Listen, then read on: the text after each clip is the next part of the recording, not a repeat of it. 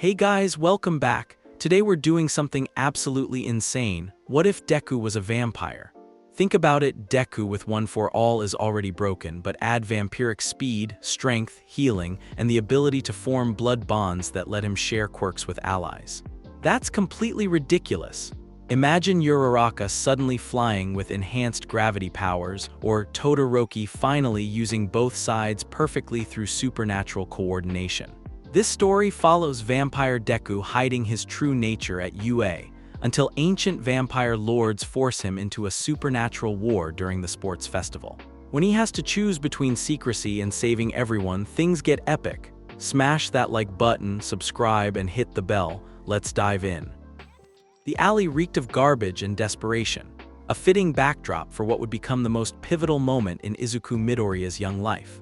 At 10 years old, he was small even for his age, his green curls matted with sweat as he pressed himself against the grimy brick wall, watching in horrified fascination as the villain's rampage continued just beyond the alley's mouth. Sludge villain attacks weren't uncommon in Musutafu, but this one felt different, more violent, more desperate.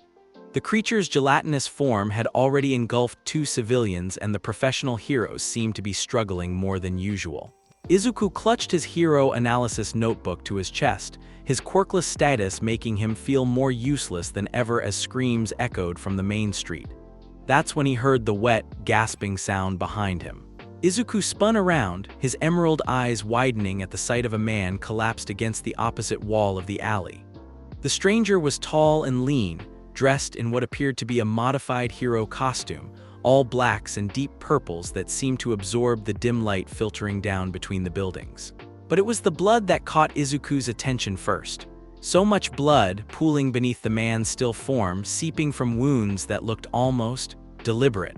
"Help!" The word was barely a whisper, accompanied by a hand that trembled as it reached toward Izuku. Every instinct screamed at him to run, to find an adult, to do anything but approach the dying stranger. But Izuku had never been good at listening to his instincts when someone needed help. He scrambled across the alley, his sneakers splashing through puddles he tried not to think about too hard.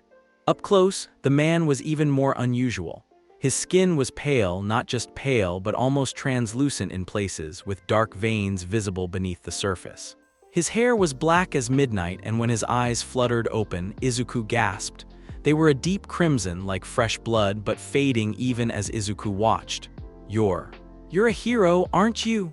Izuku whispered, noting the professional quality of the costume and the hero license barely visible in the man's belt. A sound that might have been laughter bubbled up from the stranger's throat, accompanied by a trickle of blood. Was Nightward an underground hero been hunting something that shouldn't exist? His crimson gaze fixed on Izuku with surprising intensity. "You're quirkless." It wasn't a question, and Izuku's face flushed with familiar shame. Yes, I'm sorry, I can't help you fight or..." "No," the word cut through Izuku's rambling. "Better, pure, untainted by the quirk factor mutation." Nightwarden's hand shot out with surprising speed, grasping Izuku's wrist. His grip was cold as ice and stronger than it should have been for someone so injured. "Listen carefully, kid. What I'm about to tell you will sound insane, but I'm dying and I need you to understand." Izuku nodded, mesmerized by the urgency in the man's voice. "Quirks aren't the only source of power in this world. There are older things, supernatural things that have learned to hide among the quirked population." Nightwarden coughed, more blood spattering his lips. "Vampires, real ones. Not some blood manipulation quirk, but actual creatures of the night that have existed for millennia." "That's..." Izuku started to say impossible, but something in Nightwarden's eyes stopped him. Was one of them. Chose to be a hero despite my nature. Spent my existence hunting down vampires who preyed on humans instead of finding ethical ways to survive." The hero's grip tightened. "But there's something out there, something that's been turning vampires into monsters, making them lose control, become the beasts that old legends warned about. It killed my entire coven tonight." Izuku's mind reeled. Vampires? Real vampires? It sounded like something out of the comic books and old movies his mother tried to keep him from watching, but the conviction in Nightwarden's voice was undeniable. "I'm dying, kid, really dying. When a vampire dies, our essence, our power, it doesn't just disappear. It needs a host, someone to carry on the legacy.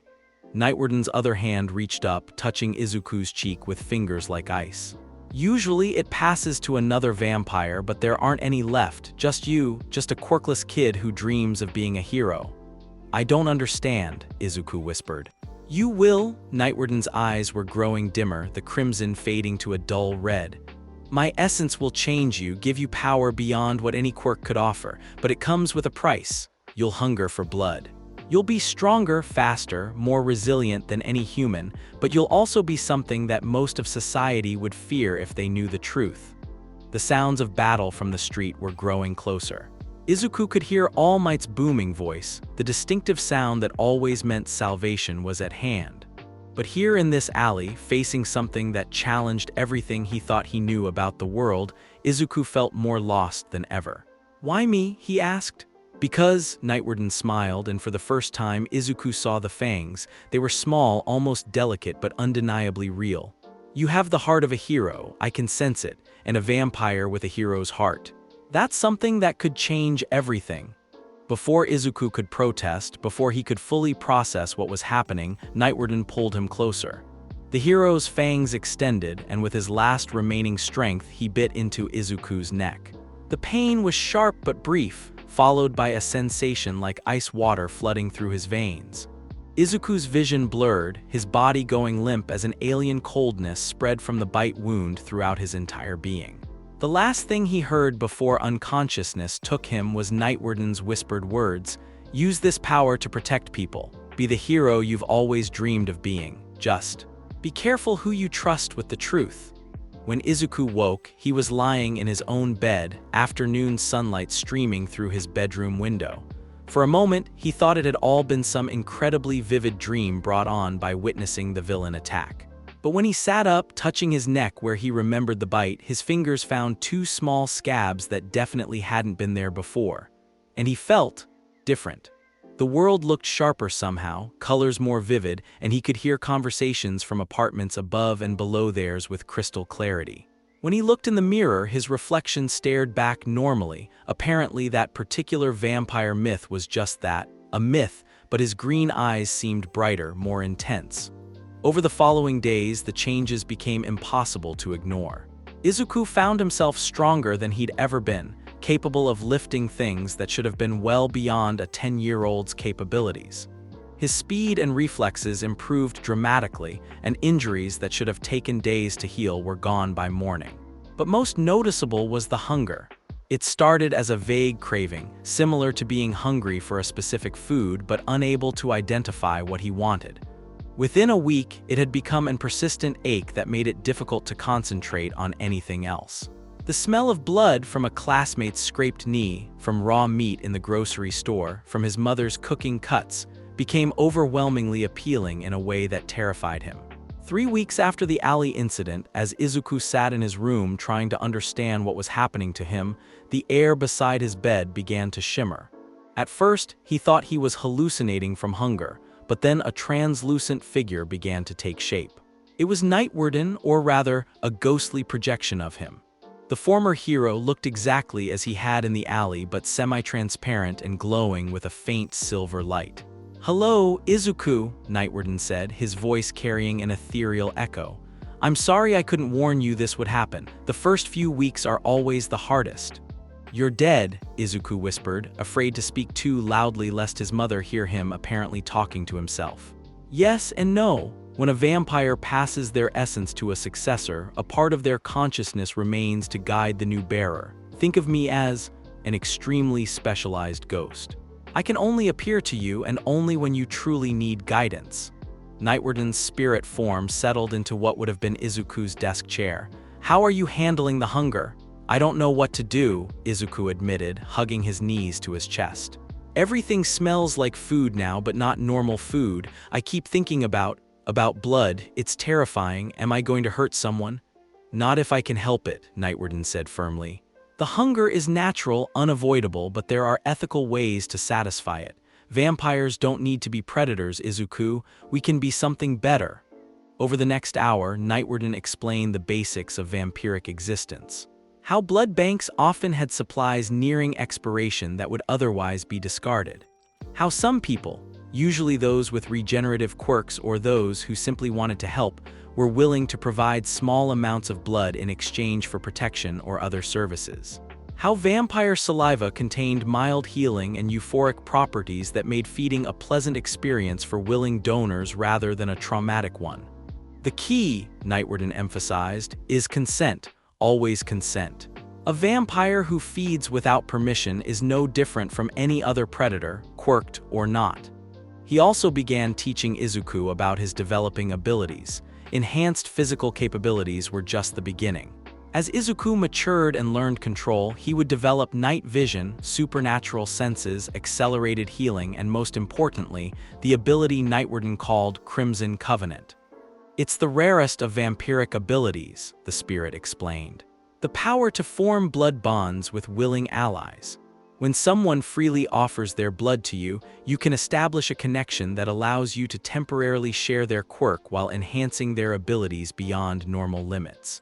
It's not mind control, they remain completely autonomous, but it creates a supernatural link that enhances teamwork and trust. Izuku's eyes widened. That sounds like the ultimate support quirk. Exactly. You could help a hero with a strength quirk become even stronger, or share a speed quirk with your entire team. The bonds also allow for enhanced communication and coordination. In the right hands, it could revolutionize how hero work is done.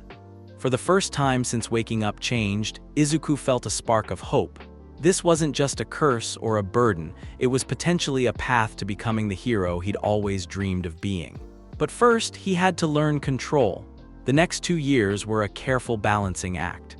Izuku maintained his facade of being quirkless while secretly developing his vampiric abilities. Nightwarden's spirit would appear periodically to provide guidance, teaching him meditation techniques to manage the hunger and training exercises to harness his enhanced physicality without drawing unwanted attention. The blood issue was resolved through a combination of careful planning and genuine altruism. Izuku began volunteering at local hospitals and blood drives, ostensibly to help others, but actually to gain access to blood supplies that would otherwise be discarded. He also started a small, very secret network of individuals who were willing to provide small amounts of blood in exchange for his protection. His first real donor was Mrs. Yakamura, an elderly woman in his neighborhood who was being harassed by local thugs. After Izuku used his enhanced abilities to drive them off one night, she insisted on knowing how such a small boy had managed to help her. Something about her genuine kindness and her obvious willingness to keep secrets made Izuku decide to trust her with a carefully edited version of the truth, that he had a quirk that made him stronger but required a special diet to function. Mrs. Yakamura, who had a minor regeneration quirk that made blood donation easy for her, became his first regular donor. The blood bond that formed between them was gentle and warm, allowing Izuku to temporarily access her healing abilities while enhancing them significantly. In return, she received enhanced vitality and health that left her feeling 20 years younger. Word spread quietly through certain circles, never about vampires, always about a young boy with a special quirk who could help people in exchange for specialized nutrition support. Izuku found himself with a small but dedicated network of individuals who trusted him to use his abilities ethically. Most were elderly citizens who felt safer knowing someone was looking out for them. A few were people with regenerative quirks who found the temporary enhancement of their abilities through blood bonding to be beneficial for their own hero aspirations. By age 12, Izuku had learned to manage his vampiric nature well enough to begin active hero training. His enhanced physicality made the beach training All Might would eventually assign him almost redundant, but he found other ways to challenge himself. Late-night runs through the city where he practiced moving unseen, rescue simulations where he worked to save people without revealing the supernatural extent of his abilities, and endless hours of studying hero tactics and strategies that could incorporate his unique skill set. The blood bonds he formed with his small network of supporters also served as training for teamwork. He learned to coordinate multiple connections simultaneously, sharing enhanced abilities across several people at once and developing the kind of supernatural team coordination that would eventually make him invaluable in group hero work. But perhaps most importantly, he learned to see his vampiric nature not as a curse to be hidden, but as a gift to be used responsibly. Nightwarden's spirit continued to guide him, sharing stories of other vampires throughout history who had chosen to use their abilities to protect rather than prey upon humanity. "You're not a monster, Izuku," the spirit would remind him during moments of doubt. "You're something new, a vampire who was born to be a hero not despite your nature but because of it." As Izuku approached his 14th birthday and began serious preparation for the UA entrance exam, he had developed a clear vision of the kind of hero he wanted to become. Someone who could bring out the best in others through blood bonds. Someone who could coordinate teams with supernatural precision. Someone who could protect people not just from villains, but from the kinds of supernatural threats that Nightwarden had died fighting. He still hadn't told his mother the complete truth. That conversation would come later when he was ready to handle the potential consequences. But Inko Midoriya had begun to suspect that her son was more than he appeared to be. The way he seemed to know when she was in danger before she did. The way minor injuries healed overnight. The way he seemed to glow with health and vitality despite the demanding schedule he'd set for himself. One evening, as they sat together watching Hero News coverage, she finally broached the subject. "Izuku," she said carefully, "I know you've always said you were quirkless, but lately." He looked at her, seeing the worry and love in her eyes, and made a decision that would change everything. "Mom," he said quietly, "there's something I need to tell you about what really happened to me 3 years ago." And for the first time since that day in the alley, Izuku began to tell someone he loved the complete truth about what he had become. The conversation lasted until dawn, filled with tears, explanations, and eventually, understanding. When Inko learned about the blood bonds and what they could mean, she made a choice that would strengthen Izuku immeasurably. "If this is what you are," she said, taking his hand, "then I want to be part of it. I want to help you become the hero you're meant to be." The blood bond he formed with his mother was unlike any other. Built on unconditional love and complete trust, it created a connection that would serve as his anchor throughout all the challenges to come. Through their bond, Inko gained enhanced intuition and protective instincts that would help her support not just Izuku, but eventually all of his friends. In return, Izuku gained an unshakable foundation of emotional support and the knowledge that no matter what else happened, he would never face his struggles alone. As the months passed and UA's entrance exam approached, Izuku refined his abilities and prepared for the next phase of his journey. He had become something unprecedented, a vampire who dreamed not of blood and darkness but of sunlight and salvation. A creature of supernatural power who chose to use that power in service of others. The beach training with All Might, when it finally came, would test not just his worthiness to inherit One for All, but his ability to balance two sources of incredible power without losing sight of the hero he wanted to become. Standing on that trash-covered beach for the first time, watching All Might's skeletal form explain the training regimen that would forge him into a vessel worthy of One for All, Izuku smiled. His fangs caught the light briefly, a reminder of what he was, but his eyes blazed with the same heroic determination that had always defined him. He was ready for whatever came next. The morning of the UA entrance exam dawned crisp and clear, but Izuku's enhanced senses detected the undercurrent of nervous energy radiating from the hundreds of potential students gathering outside the prestigious academy.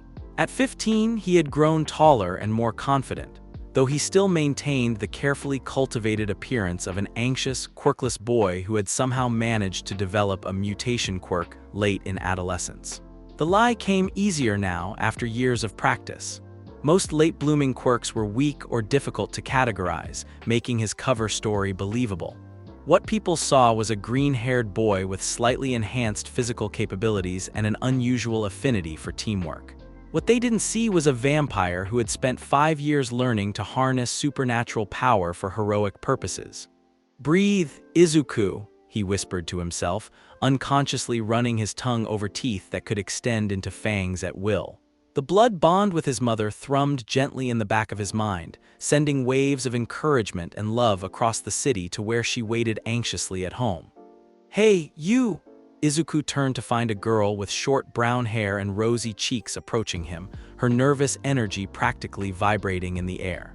His enhanced senses immediately cataloged everything about her. Elevated heart rate indicating anxiety, the slight gravitational distortion around her fingertips suggesting a gravity manipulation quirk, and most importantly, a genuine kindness that seemed to radiate from her very being. "You look like you're about to throw up," she said with a friendly grin.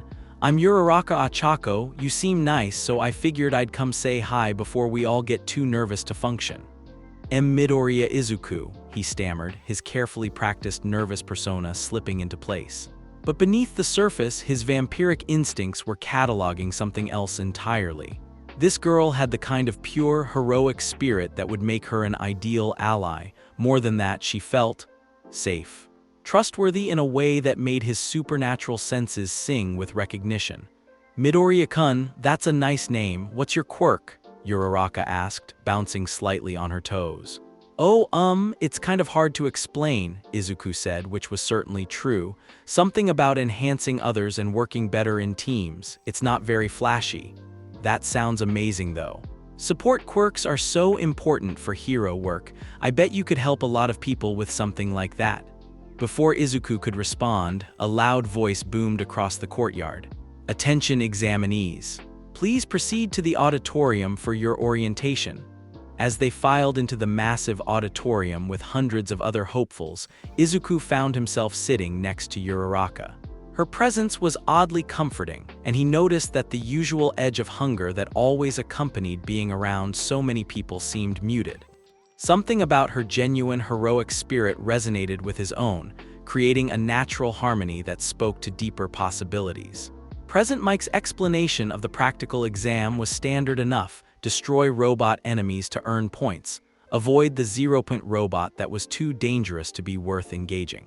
What wasn't standard was the way Izuku's supernatural senses were picking up additional details.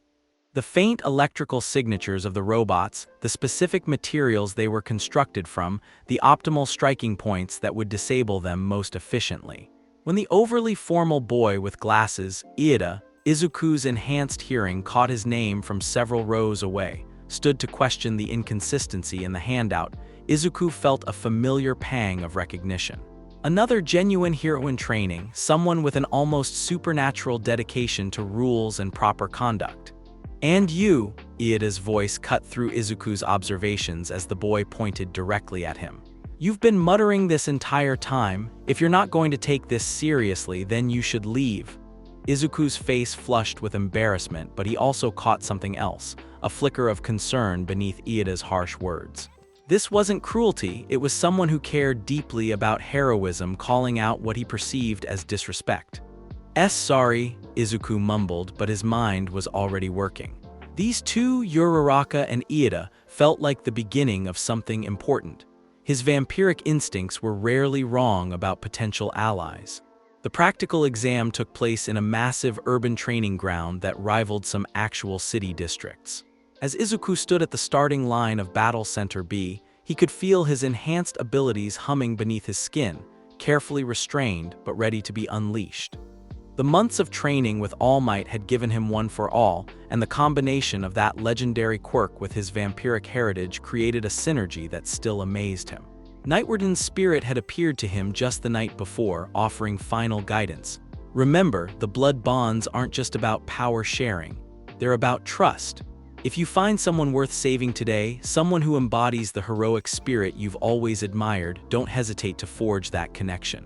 The bonds you make at UA will define not just your heroic career, but who you become as both vampire and hero." "Start!" The word had barely left Present Mike's lips before Izuku was moving. His vampiric speed carried him into the urban maze faster than most of his fellow examinees could react, and his enhanced senses immediately began cataloging the locations of robots throughout the area. But he forced himself to pace his abilities, using enough supernatural enhancement to excel without raising too many questions. The first few robots fell easily to careful applications of one for all combined with vampiric precision. Izuku found himself unconsciously holding back, using maybe 30% of his actual capabilities while still scoring consistently. His enhanced hearing kept track of other examinees throughout the battle center, including Uraraka's steady progress and what sounded like Iida's systematic, efficient robot destruction. It was during his engagement with a cluster of two-point robots that Izuku's supernatural senses screamed a warning. Danger. Massive. Moving fast. He spun toward the source of the alarm just in time to see the zero-point robot emerging from behind a building, its massive frame casting a shadow over several examinees who had frozen in terror. Among them was Uraraka. She was trapped under a piece of debris, her leg clearly injured, looking up at the approaching mechanical giant with determination even as fear flickered in her eyes. Other examinees were fleeing, which was the smart thing to do, the rational thing, the safe thing. Izuku had never been particularly good at doing the safe thing. Time seemed to slow as his vampiric nature fully awakened. His pupils contracted to pinpricks, his canine teeth extended slightly, and his supernatural senses expanded to encompass every detail of the battlefield. He could see the exact trajectory the robot would take, could calculate the precise moment when Uraraka would be in mortal danger, could map out a dozen different rescue scenarios in the space of a heartbeat. But more than that, he could sense her spirit, her refusal to give up even in the face of overwhelming odds, her genuine desire to save others even when she couldn't save herself. The pure, heroic determination that marked her as someone worth any risk. His decision was instantaneous. Izuku launched himself through the air with a combination of one for all and vampiric speed that carried him to Uraraka's position in seconds. The zero-point robot's massive fist was already descending toward the debris pile when he landed beside her, his enhanced strength allowing him to lift the concrete slab, pinning her leg as if it weighed nothing. "Uraraka-san," he called, his voice carrying an edge of supernatural authority that made her look directly into his eyes. "I need you to trust me completely. This is going to feel strange, but I promise I'm trying to help you. Midoriya-kun." "What are you?" Before she could finish the question, Izuku had bitten into his own wrist, using his fangs to open a small wound. Vampire blood, when freely given, could form temporary bonds with willing recipients. It was risky. If she refused or reacted badly, he would be exposed completely. But his instincts were screaming that she was trustworthy, that she would understand. "Please," he said, holding his bleeding wrist toward her as the robot's shadow fell over them both. "Let me help you save people." Something in his tone, in the desperate sincerity of his request, made Uraraka reach out without hesitation. The moment her lips touched his blood, the world exploded into connection. The blood bond formed instantly, deeper and stronger than any Izuku had established before. He could feel Uraraka's quirk, not just the mechanics of gravity manipulation, but the emotional core that drove it. Her desire to help her parents, her determination to save people, her absolute refusal to let anyone suffer if she could prevent it. And flowing back through the bond, she could sense his own heroic nature, his protective instincts, and the supernatural strength he was willing to share with her. "Whoa," she breathed, her eyes widening as she felt her gravity quirk expand beyond its normal limitations. Through their bond, Izuku was amplifying her abilities while sharing his vampiric strength and speed. "This is amazing," Izuku finished, pulling her to her feet as the zero-point robot's fist crashed into the ground where they had been a moment before. "Now let's save everyone." What happened next would be talked about in UA admissions circles for years to come. Uraraka, her gravity quirk enhanced beyond anything she had ever imagined possible, began lifting massive chunks of debris and even smaller robots, sending them spinning into the air around the zero-point giant. But more than that, she was flying, something her quirk had never allowed before. Through Izuku's vampiric enhancement and their supernatural connection, she moved through the air with grace and precision that defied physics. Meanwhile, Izuku engaged the robot directly, his combination of one for all and vampiric abilities allowing him to leap to its head level and begin systematically dismantling its systems. But he wasn't just fighting, he was coordinating.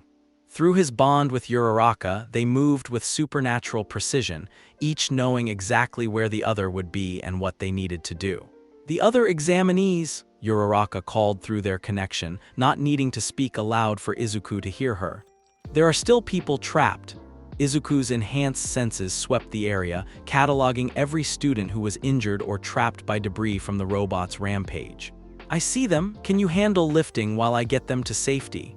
With this power boost, I can lift a building." Uraraka's joy and amazement at her enhanced abilities flowed through their bond, mixed with determination to help everyone they could reach. For the next several minutes, they worked in perfect coordination. Uraraka would lift debris or create floating platforms to reach trapped students, while Izuku used his enhanced speed and strength to carry injured examinees to safety.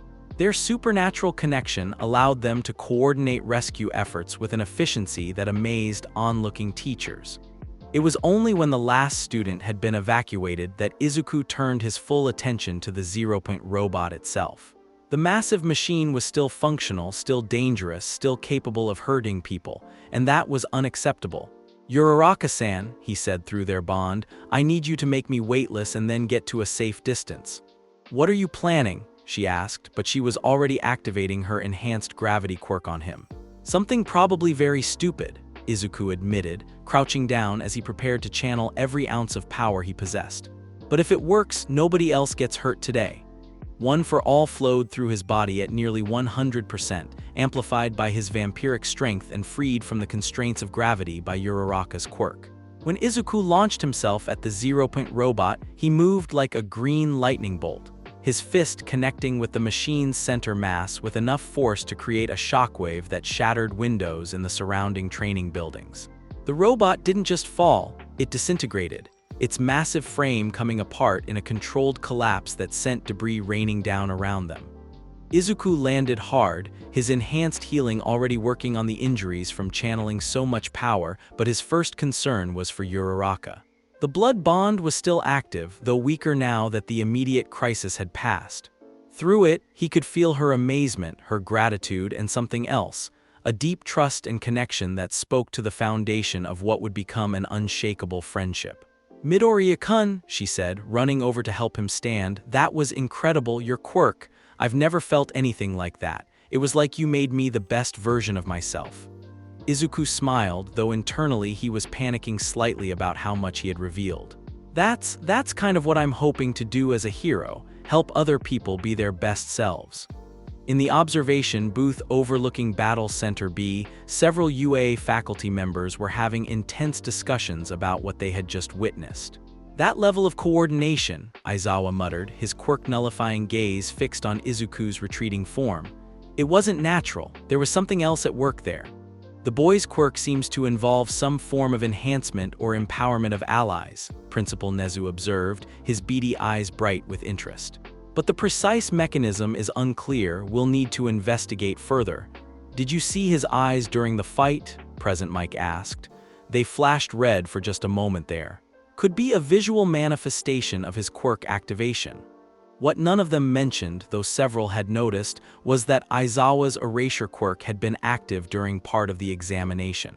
And while it had clearly affected some aspect of Izuku's abilities, the boy had retained enough enhanced physicality to suggest that not everything about his power came from a conventional quirk.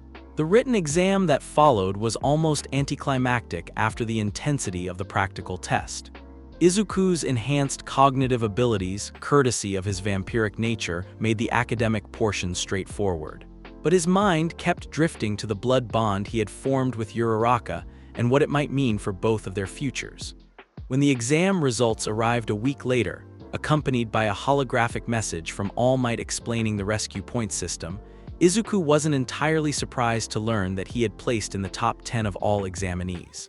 What did surprise him was Uraraka's personal message, delivered to his apartment later that same day. "Midoriya-kun," she said, practically bouncing with excitement when he opened the door. "We both got in.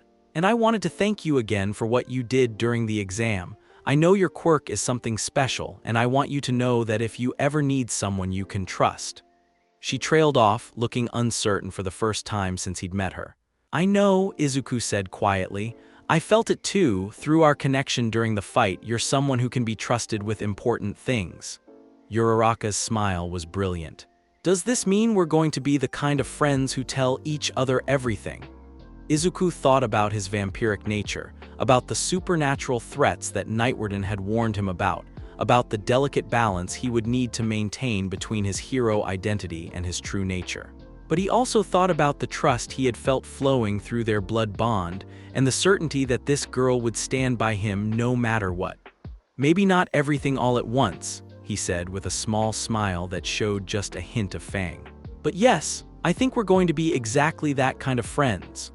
The first day of classes at UA arrived with an early morning that found Izuku standing outside the impressive gates of the Hero Academy, dressed in the crisp uniform that marked him as a member of Class 1A.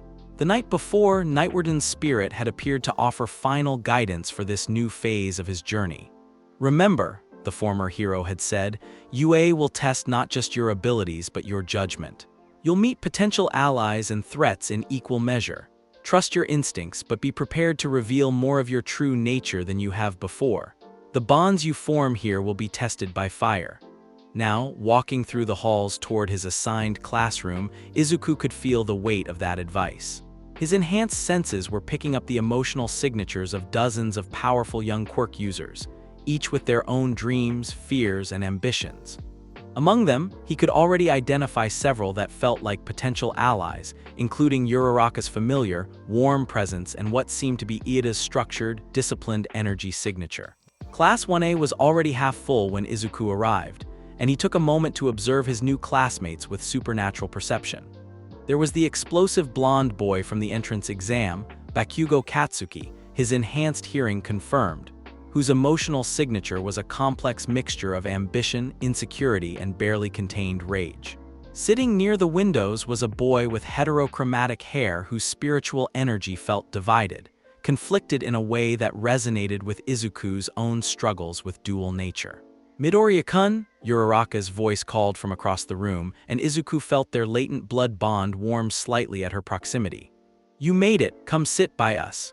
The us included Iida, who had apparently overcome his initial disapproval and was now treating Izuku with the same intense formality he applied to everything else. Midoriya-kun, I must apologize for my behavior during the entrance exam. Your performance demonstrated that you were taking the examination seriously, and I misjudged your muttering as disrespect rather than analysis. It's okay, Iida-kun, Izuku said, taking the seat Uraraka had saved for him. I know I can be distracting when I'm thinking out loud. Their conversation was interrupted by the arrival of their homeroom teacher, a tired-looking man in a sleeping bag who Izuku's enhanced senses immediately flagged as dangerous. Not malicious, but undeniably capable of extreme violence when necessary. This had to be Eraserhead, the underground hero whose quirk could nullify others' abilities. It took you 8 seconds to quiet down, Aizawa said, rising from his sleeping bag with fluid grace. Time is precious, and rational students would understand that. Izuku felt a chill run down his spine that had nothing to do with the teacher's harsh demeanor. If Aizawa's quirk could truly nullify all supernatural abilities, then his vampiric nature might be about to become very apparent to someone whose job it was to identify threats to UA's students. I'm Aizawa Shouta, your homeroom teacher. Now let's get straight to business. Put on your gym clothes and head to the training grounds. We're conducting a quirk assessment test. As the class filed toward the locker rooms, Uraraka fell into step beside Izuku. You look worried, she observed quietly. Is everything okay? Through their latent blood bond, she could sense his anxiety without him having to explain it. It was a level of emotional intimacy that still amazed both of them, but had quickly become comforting rather than intrusive. Just nervous about showing my quirk in front of everyone, Izuku said, which was certainly true even if it wasn't the complete truth. It's complicated. Well, whatever happens, I've got your back, Uraraka said with a grin. That's what friends are for, right? The quirk assessment test began simply enough. Ball throwing, grip strength, standing long jump, basic physical tests that allowed students to demonstrate how their quirks enhanced their natural abilities. Izuku found himself caught in a delicate balancing act, using enough vampiric enhancement to perform well without revealing abilities that were clearly beyond normal human parameters. His enhanced strength allowed him to excel at the grip test without appearing superhuman.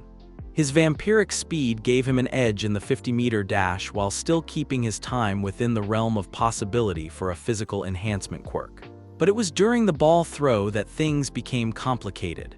When Aizawa activated his erasure quirk while Izuku was preparing to throw, the effect was immediately noticeable. The artificial enhancement from one for all disappeared completely, leaving Izuku with only his vampiric abilities. Unfortunately, those abilities were not only unaffected by erasure, but seemed to intensify slightly in response to the challenge.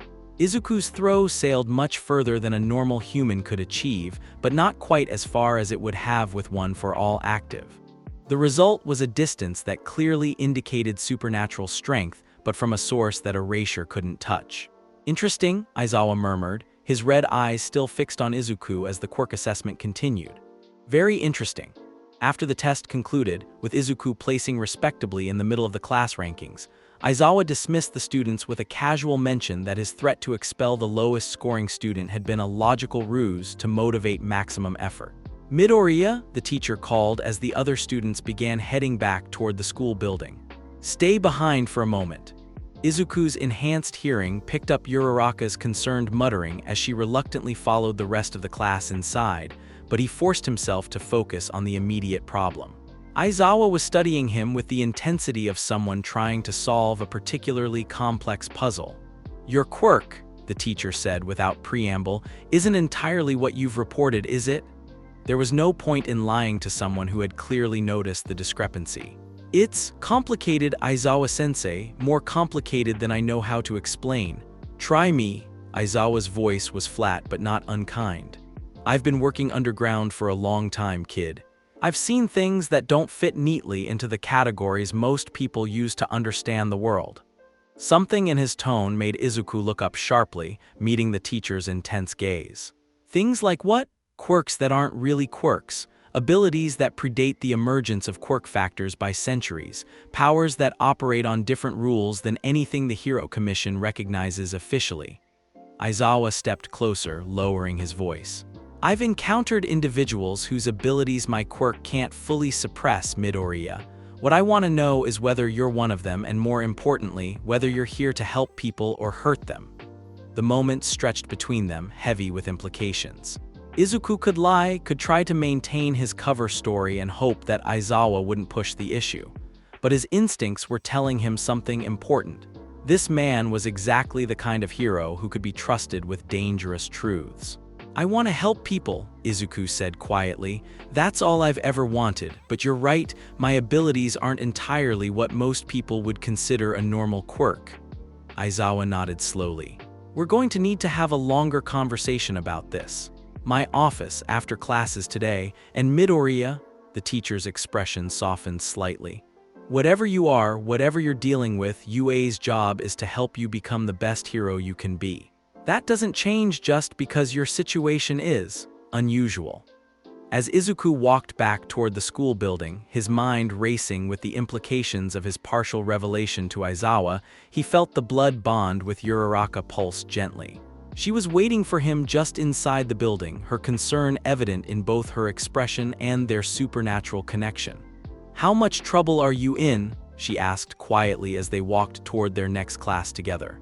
I'm not sure yet, Izuku admitted, but I think it might actually be okay. Aizawa-sensei seems like someone who understands that the world is more complicated than most people realize.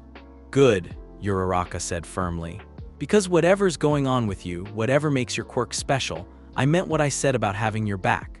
Through their bond, Izuku could feel the absolute sincerity of her statement, and for the first time since arriving at UA, he allowed himself to hope that he might actually be able to build the kind of heroic relationships he had always dreamed of. The kind based on trust, mutual support, and shared commitment to protecting others. The kind that might actually be strong enough to handle the truth about what he really was. The weeks following the quirk assessment test had established a new rhythm for Izuku's life at UA. His after-hours meetings with Aizawa had become regular occurrences. Carefully structured conversations where the underground hero probed the edges of Izuku's supernatural nature without demanding revelations faster than the boy was comfortable providing. Your abilities operate on a different fundamental level than most quirks, Aizawa had observed during one such session, his analytical mind working through the implications. Whatever enhancement quirk you've registered officially, there's something deeper at work, something that predates modern quirk classification. Izuku had nodded, grateful that Aizawa seemed content to let him reveal details at his own pace. It's not dangerous to other people, Sensei. I would never use it to hurt anyone. I believe you, Aizawa had replied, and the simple statement had carried more weight than any formal approval. But power like yours, it's going to attract attention eventually. When that happens, you'll need allies who understand what they're supporting.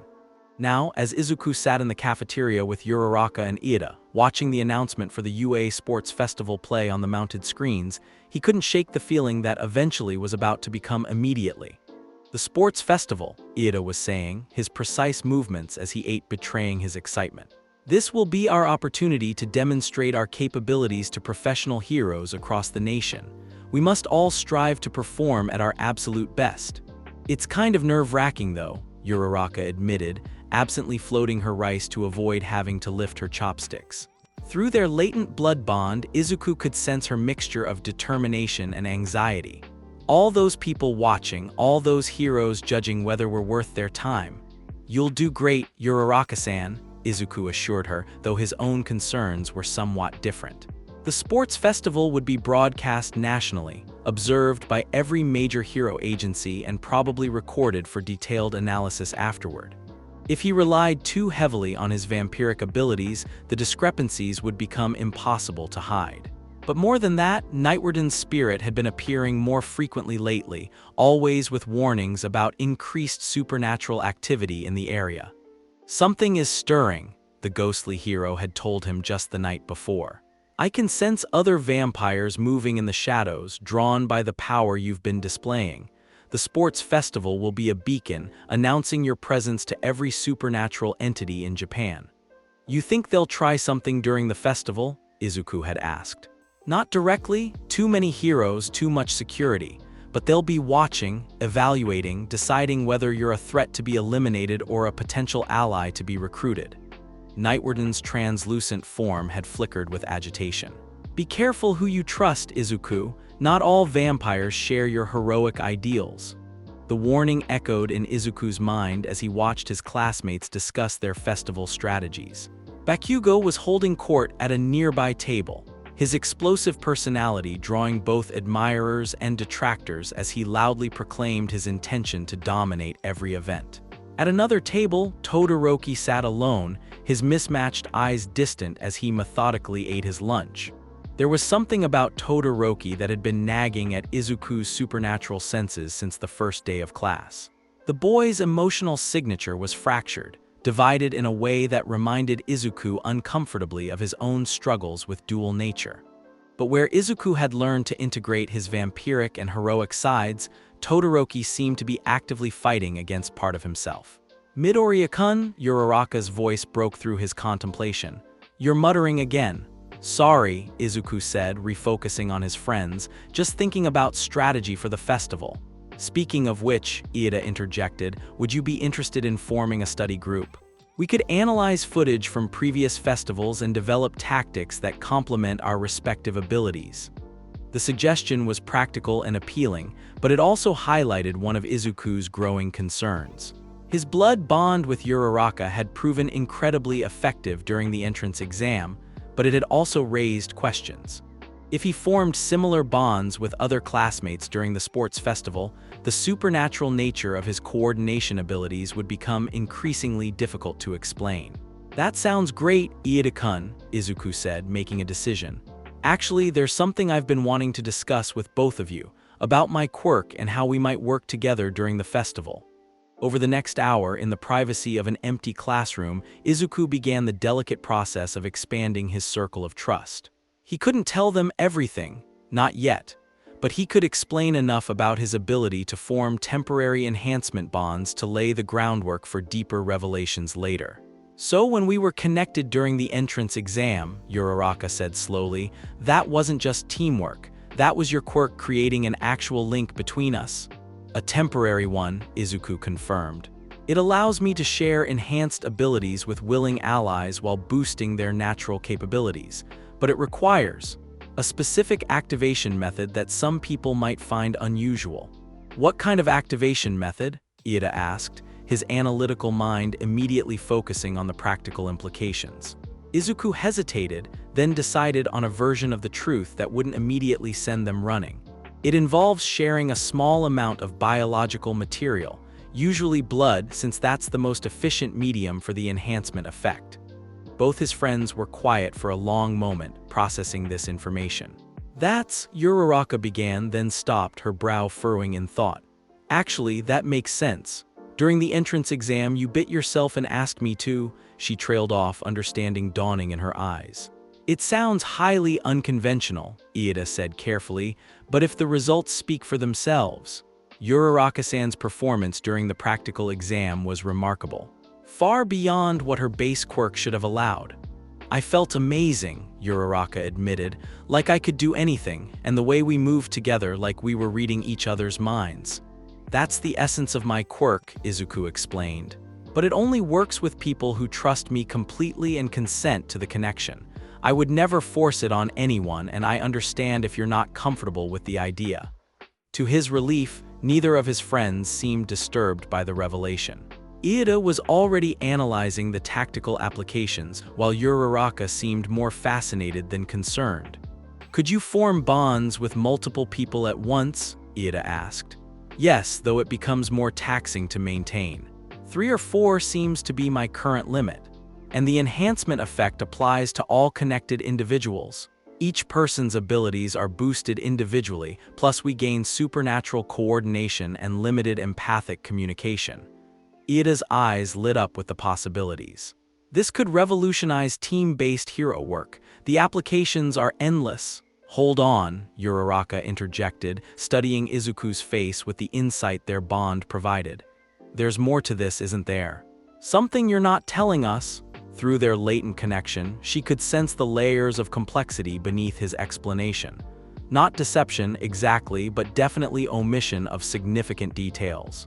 Izuku met her gaze, seeing the trust and concern there, and made another decision that would prove crucial for his future. Yes, there's more, but some of it's the kind of information that could put you in danger just by knowing it. Are you sure you want me to explain everything? We're training to be heroes, Iida said firmly.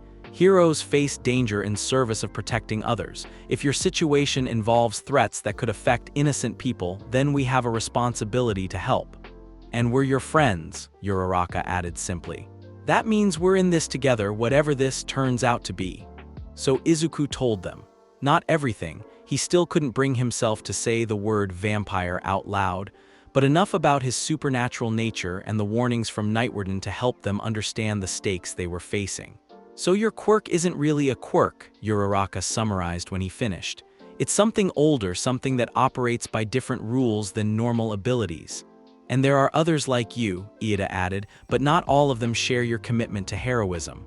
That's essentially correct, Izuku confirmed. And the sports festival is going to announce my presence to every supernatural entity in the country. Some of them might see me as a threat to be eliminated.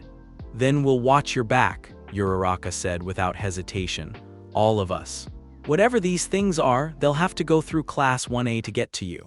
The conviction in her voice echoed through their bond, nearly brought tears to Izuku's eyes.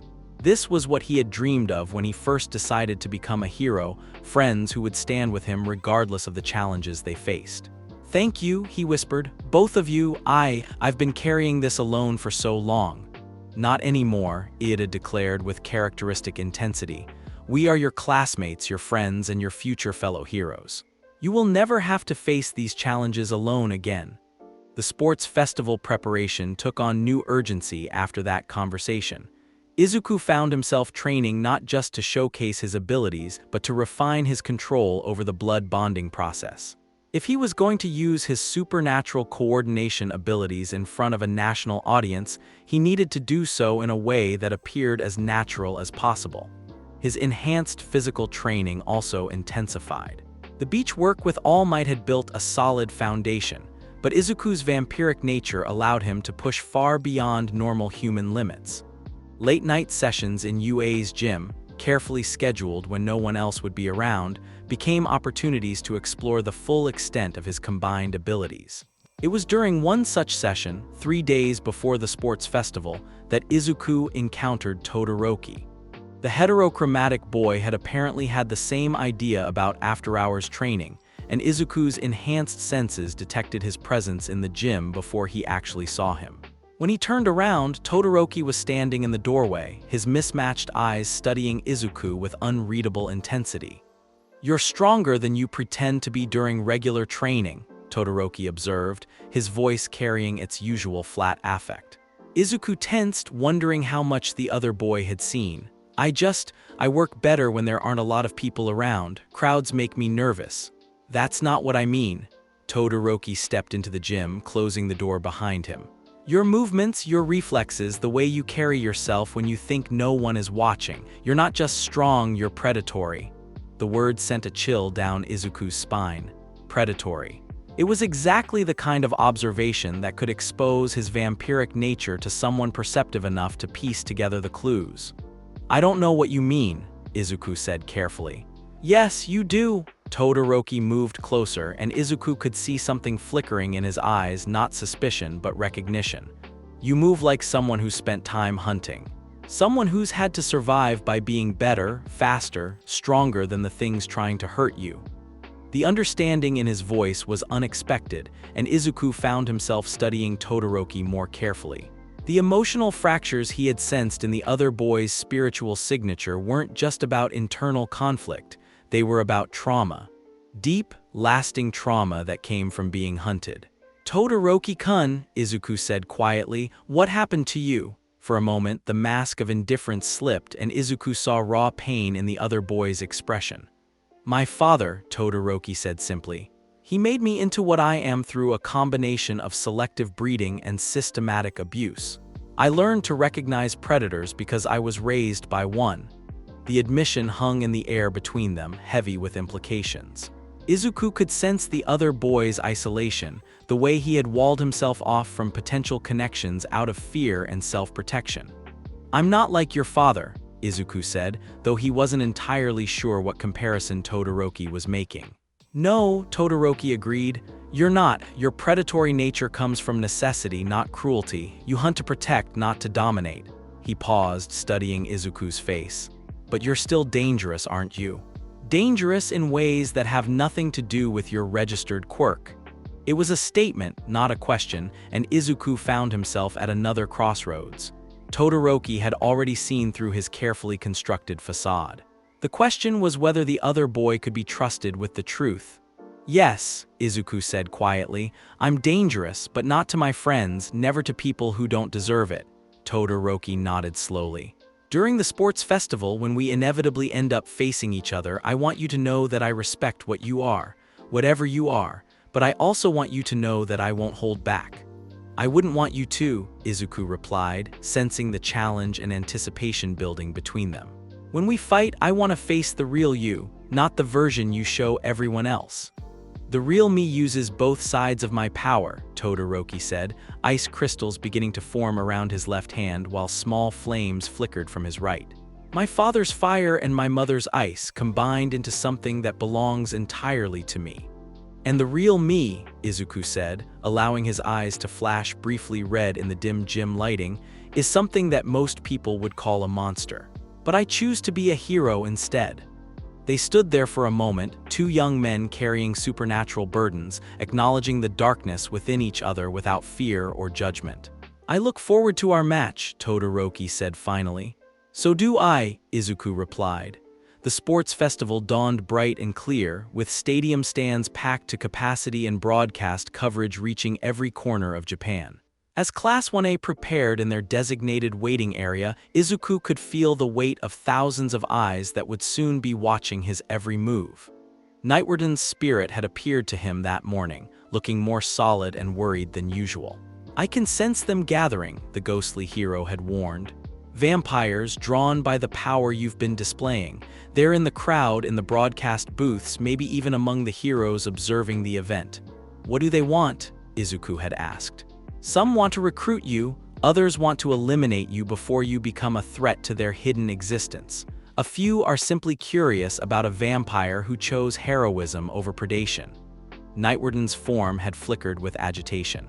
"Be careful, Izuku. Today, you're not just competing for hero rankings, you're announcing yourself to an entire hidden world." Now, as Present Mike's voice boomed across the stadium introducing the first-year students, Izuku tried to push those concerns aside. Whatever supernatural politics he was walking into, his immediate focus had to be on the competition itself. The first event was announced as an obstacle race, with all 42 first-year students competing simultaneously for the top spots that would advance them to later rounds.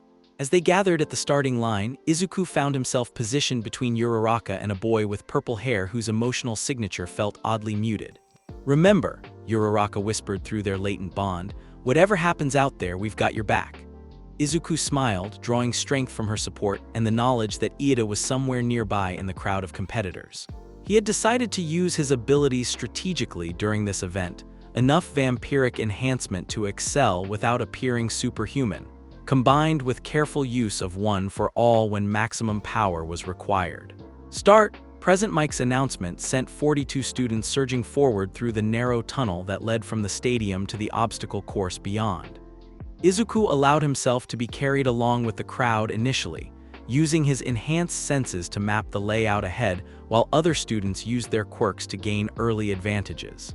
The first obstacle was a series of robotic enemies similar to those from the entrance exam, but configured for mass competition rather than individual assessment. Students with powerful offensive quirks began destroying robots immediately, while others looked for ways to slip past without engaging. Izuku found his opportunity when he spotted several students being overwhelmed by a cluster of particularly aggressive robots. His vampiric nature responded to their distress, and he moved without conscious decision. "Uraraka-san," he called, catching her attention across the chaotic battlefield. "Emergency bond, trust me." She didn't hesitate, extending her hand toward him as he bit into his own palm, allowing a small amount of blood to flow. The moment it touched her skin, their connection blazed to life, stronger and more focused than it had been during the entrance exam. Through their bond, Uraraka's gravity quirk expanded beyond its normal limitations, allowing her not just to make objects weightless but to create localized fields of gravitational manipulation. She began lifting entire robots into the air, creating a clear path for trapped students while Izuku used his enhanced speed and strength to guide people to safety. But more than that, their supernatural coordination allowed them to move through the robot field like a perfectly synchronized team. Where Uraraka created gravitational fields, Izuku was already moving to take advantage of them. Where he identified threats, she was already positioning herself to neutralize them.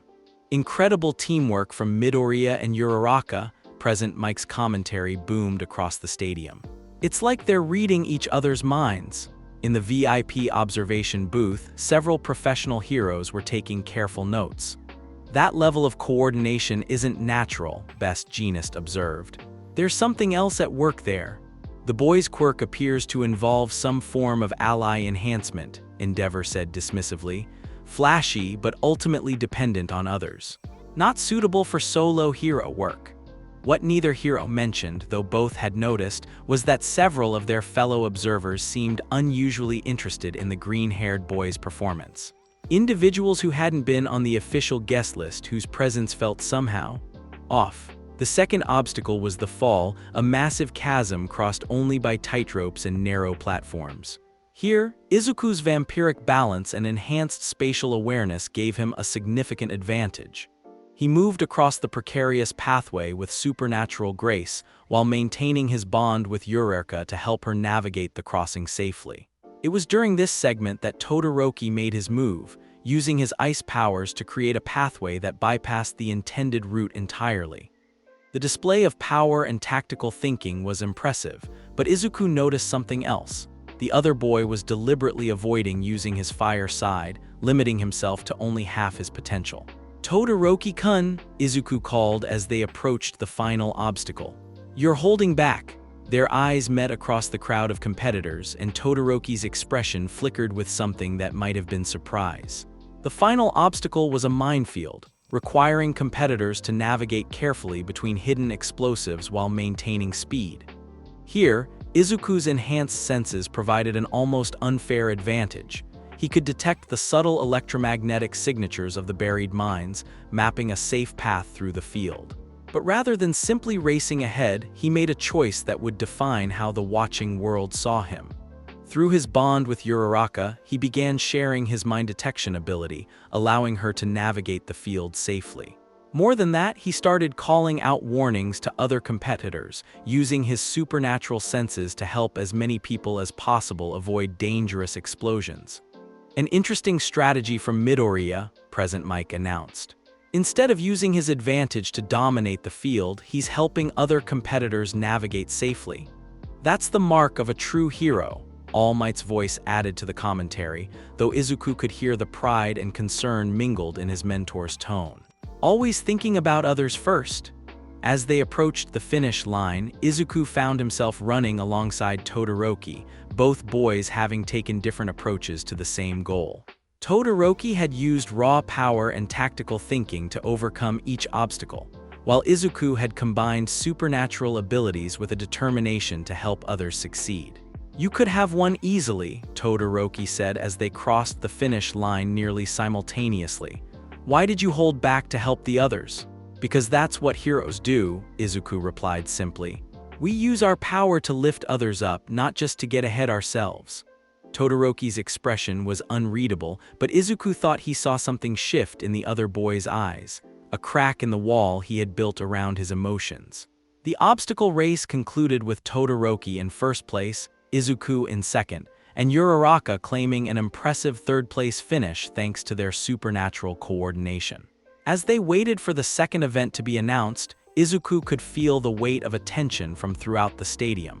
Some of that attention felt normal, heroes evaluating student performance, media representatives looking for compelling stories.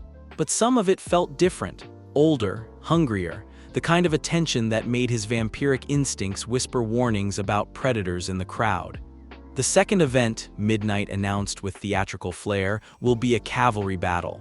Teams of 2 to 4 members with point values based on your placement in the obstacle race. As she explained the rules, Izuku's enhanced hearing picked up conversations throughout the stadium that made him increasingly uneasy. Whispered discussions in languages that predated modern Japanese. References to the bloodline and ancient powers that suggested his supernatural nature wasn't as hidden as he had hoped. But when he looked around at his classmates, at Uraraka's determined smile, at Iida's analytical excitement, at Todoroki's intense focus, Izuku felt his resolve strengthen. Whatever supernatural politics were swirling around him, whatever ancient powers were taking notice of his existence, he had something more important to protect now. He had friends. He had people who trusted him and believed in his heroic dreams, and he would not let them down. "Uraraka-san, Iida-kun," he said, turning to his teammates as they prepared for the cavalry battle. "Are you ready to show everyone what real teamwork looks like?" Their answering smiles were all the confirmation he needed. The cavalry battle had been a revelation in more ways than one. Izuku's team, consisting of himself as the rider with Uraraka, Iida, and surprisingly, Takayami as his horses, had showcased a level of coordination that bordered on the supernatural. Through carefully managed blood bonds with each team member, they had moved as a single entity, anticipating attacks and coordinating defenses with a precision that left commentators struggling to explain what they were witnessing. "It's like they share a single mind," Present Mike had shouted as Izuku's team executed a complex maneuver that allowed them to simultaneously defend their points while stealing headbands from 3 other teams. "I've never seen teamwork like this from first-year students." What the commentators couldn't see were the thin threads of supernatural connection linking each team member to Izuku. Uraraka's gravity manipulation had been enhanced to the point where she could create localized fields of altered physics. Iida's engines had gained supernatural efficiency, allowing for impossible bursts of speed and precision control. Even Takayami's dark shadow had benefited from the connection, gaining enhanced strength and coordination that allowed for devastating combination attacks. But more concerning to Izuku were the reactions he was sensing from throughout the stadium. His enhanced perception was picking up increased agitation from several individuals whose emotional signatures felt distinctly non-human. Vampires, drawn by the display of power, were becoming increasingly active in their observations. Midoriya, Takami had whispered during a brief break between cavalry battle rounds, his dark eyes reflecting an otherworldly intelligence. There's something I need to tell you. Dark Shadow has been sensing things. Presence in the crowd that don't feel entirely human. The admission had sent a chill down Izuku's spine. Takami's quirk operated on different principles than most, touching on supernatural elements that most people dismissed as psychological manifestations.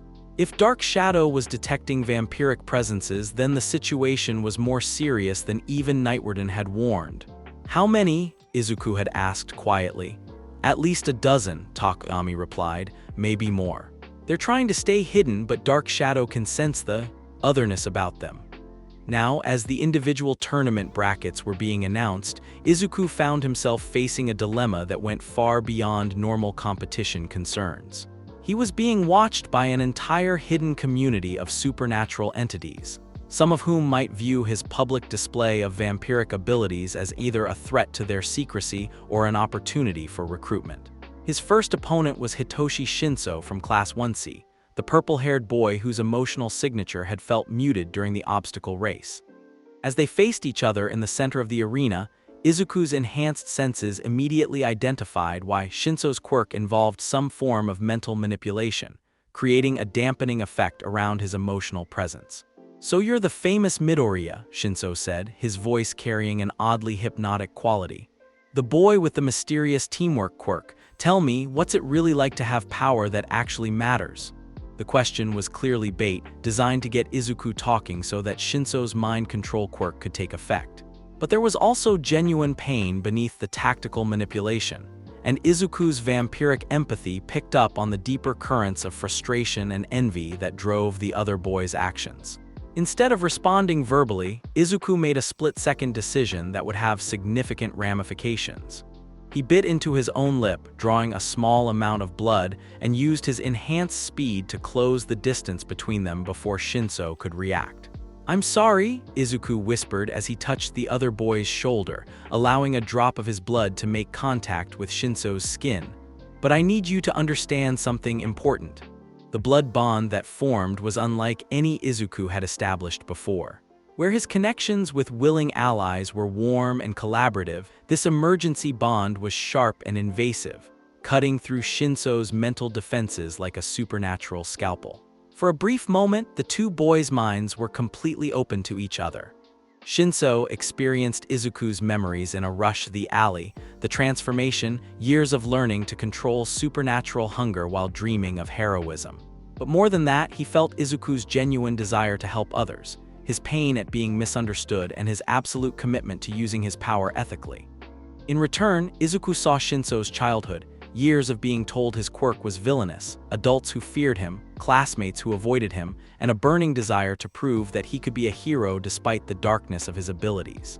The connection lasted only seconds before Izuku deliberately severed it, but the understanding forged in that brief contact changed both boys forever. "You," Shinso staggered, his eyes wide with shock and recognition. "You're not human." "I'm human enough," Izuku replied quietly. "The question is, what are you going to do with that knowledge?" Shinso stared at him for a long moment, then nodded slowly. "Fight you properly," he said, raising his hands in a combat stance. "Because that's what you'd want, that's what a real hero would do." What followed was a brief but intense battle that showcased both boys' determination to prove themselves worthy of heroism. Shinso used his brainwashing quirk strategically, trying to create openings for physical attacks, while Izuku combined his vampiric reflexes with careful applications of one for all to stay one step ahead. But the real victory came when Izuku, instead of simply overpowering his opponent, chose to help Shinso showcase his own heroic potential. Using his supernatural coordination, he guided their fight in a way that allowed Shinso to demonstrate tactical thinking, physical capability, and the kind of heroic determination that professional observers would note for future reference.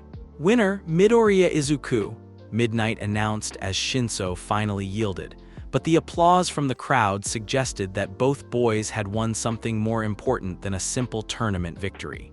"Thank you," Shinso said as they left the arena together, "for showing me that I'm not alone in carrying something dark." As Izuku waited for his next match, Nightwarden's spirit appeared beside him in the competitor preparation area, looking more agitated than ever. "The situation is escalating," the ghostly hero warned. "I can sense vampire lords in the crowd, ancient ones with power that dwarfs anything you've encountered so far. They're not just observing anymore. They're making decisions about what to do with you." "What kind of decisions?" Izuku asked, keeping his voice low to avoid drawing attention.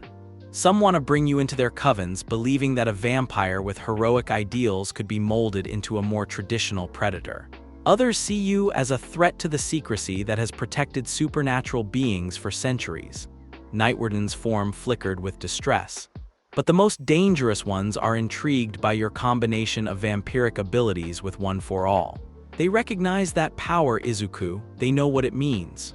They know about One for All, not the specifics, but they can sense its nature.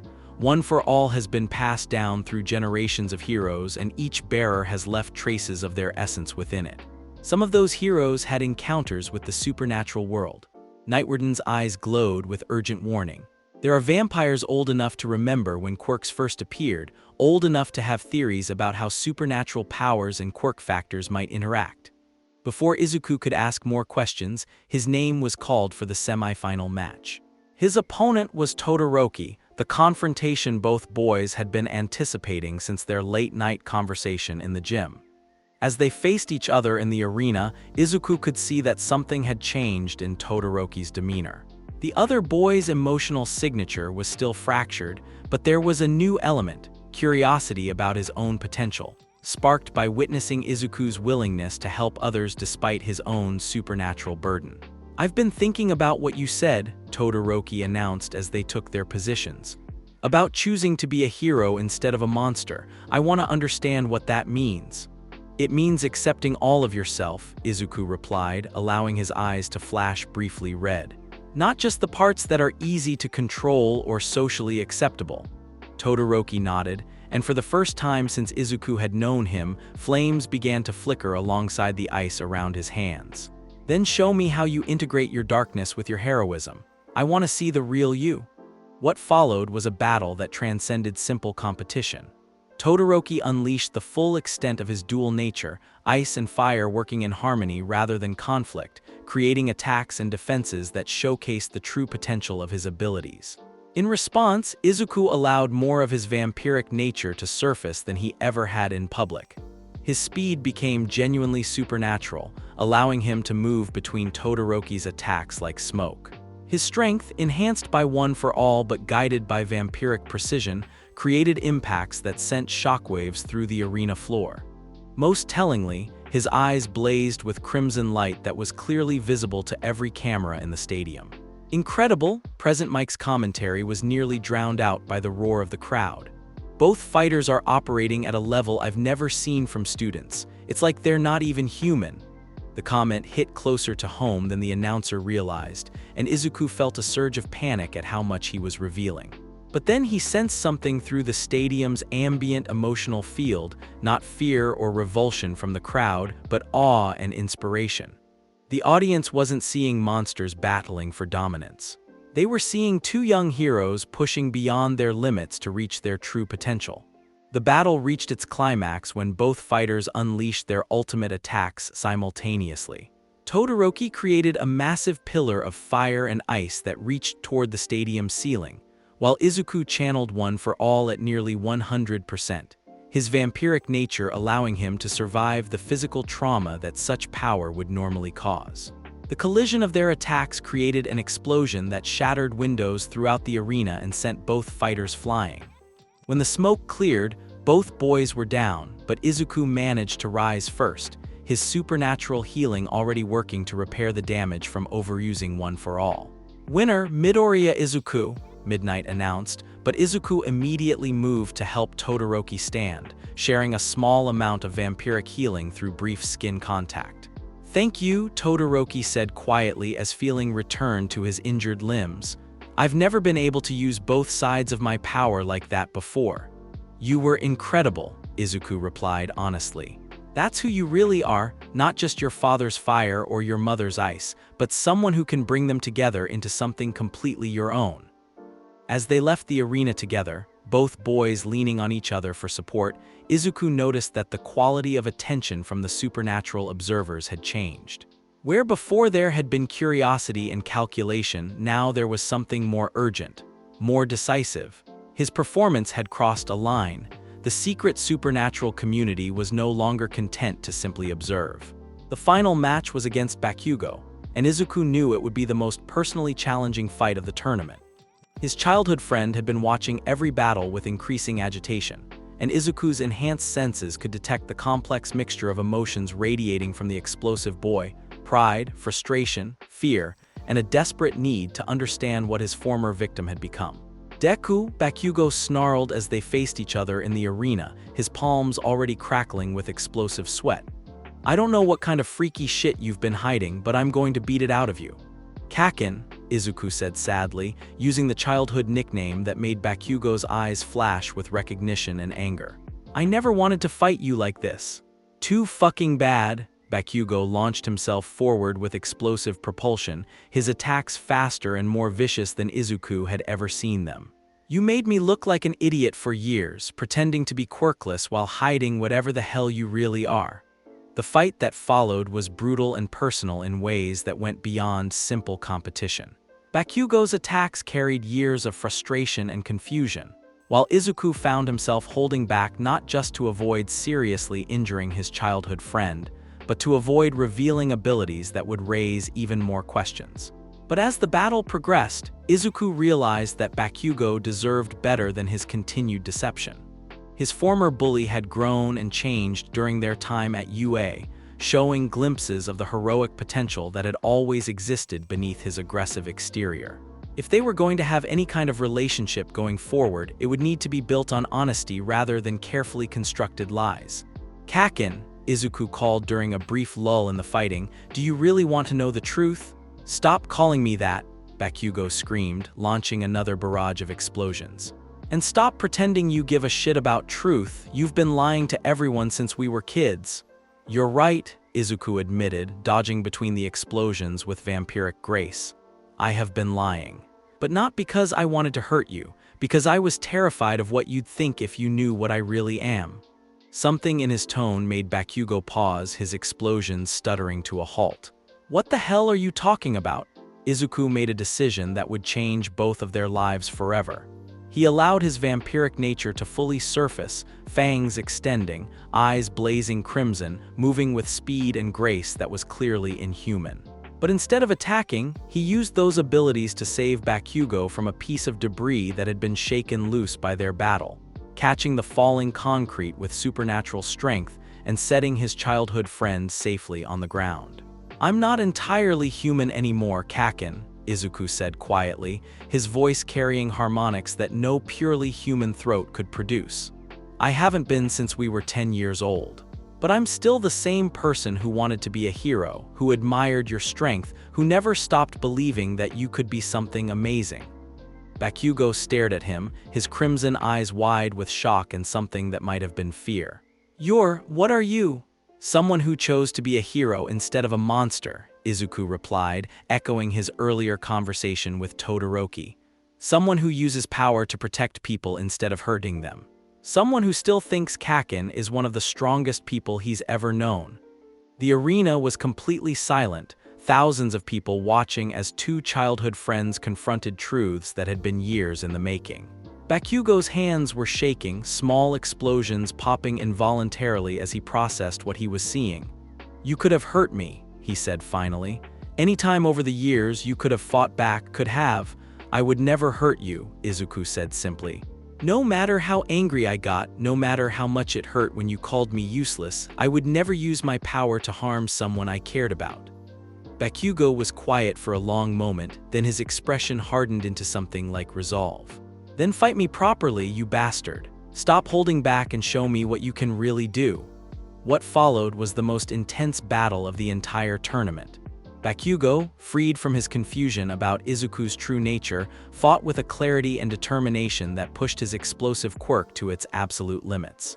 In response, Izuku finally allowed his dual nature to work in complete harmony.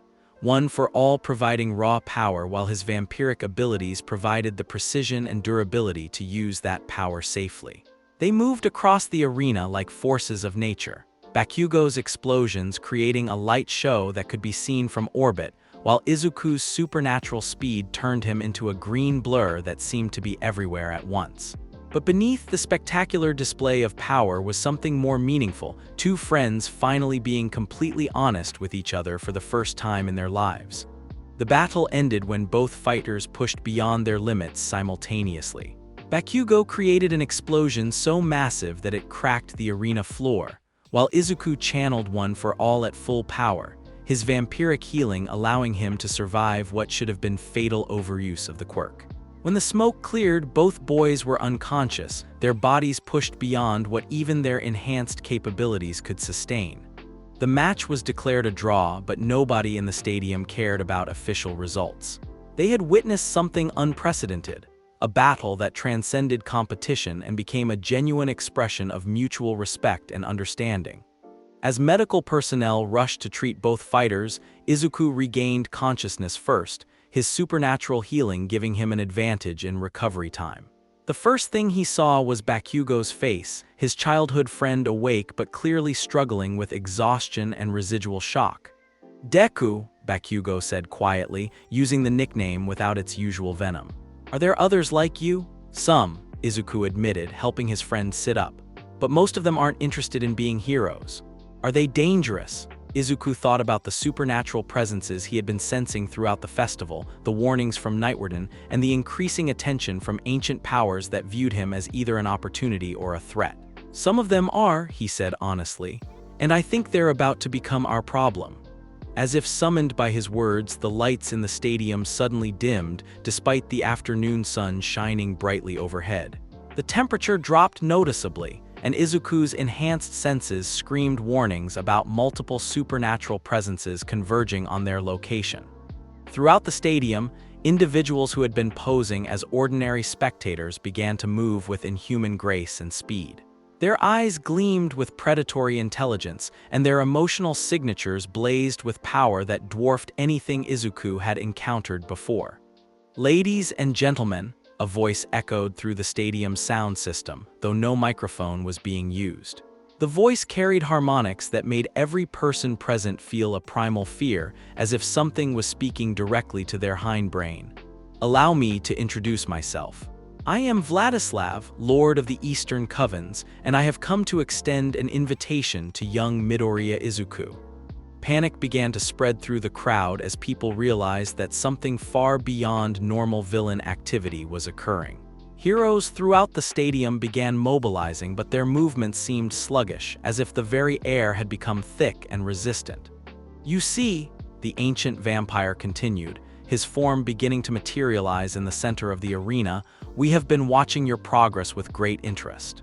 A vampire who chooses heroism over predation is unprecedented. And your combination of our ancient gifts with the modern power called One for All creates possibilities that we find quite intriguing."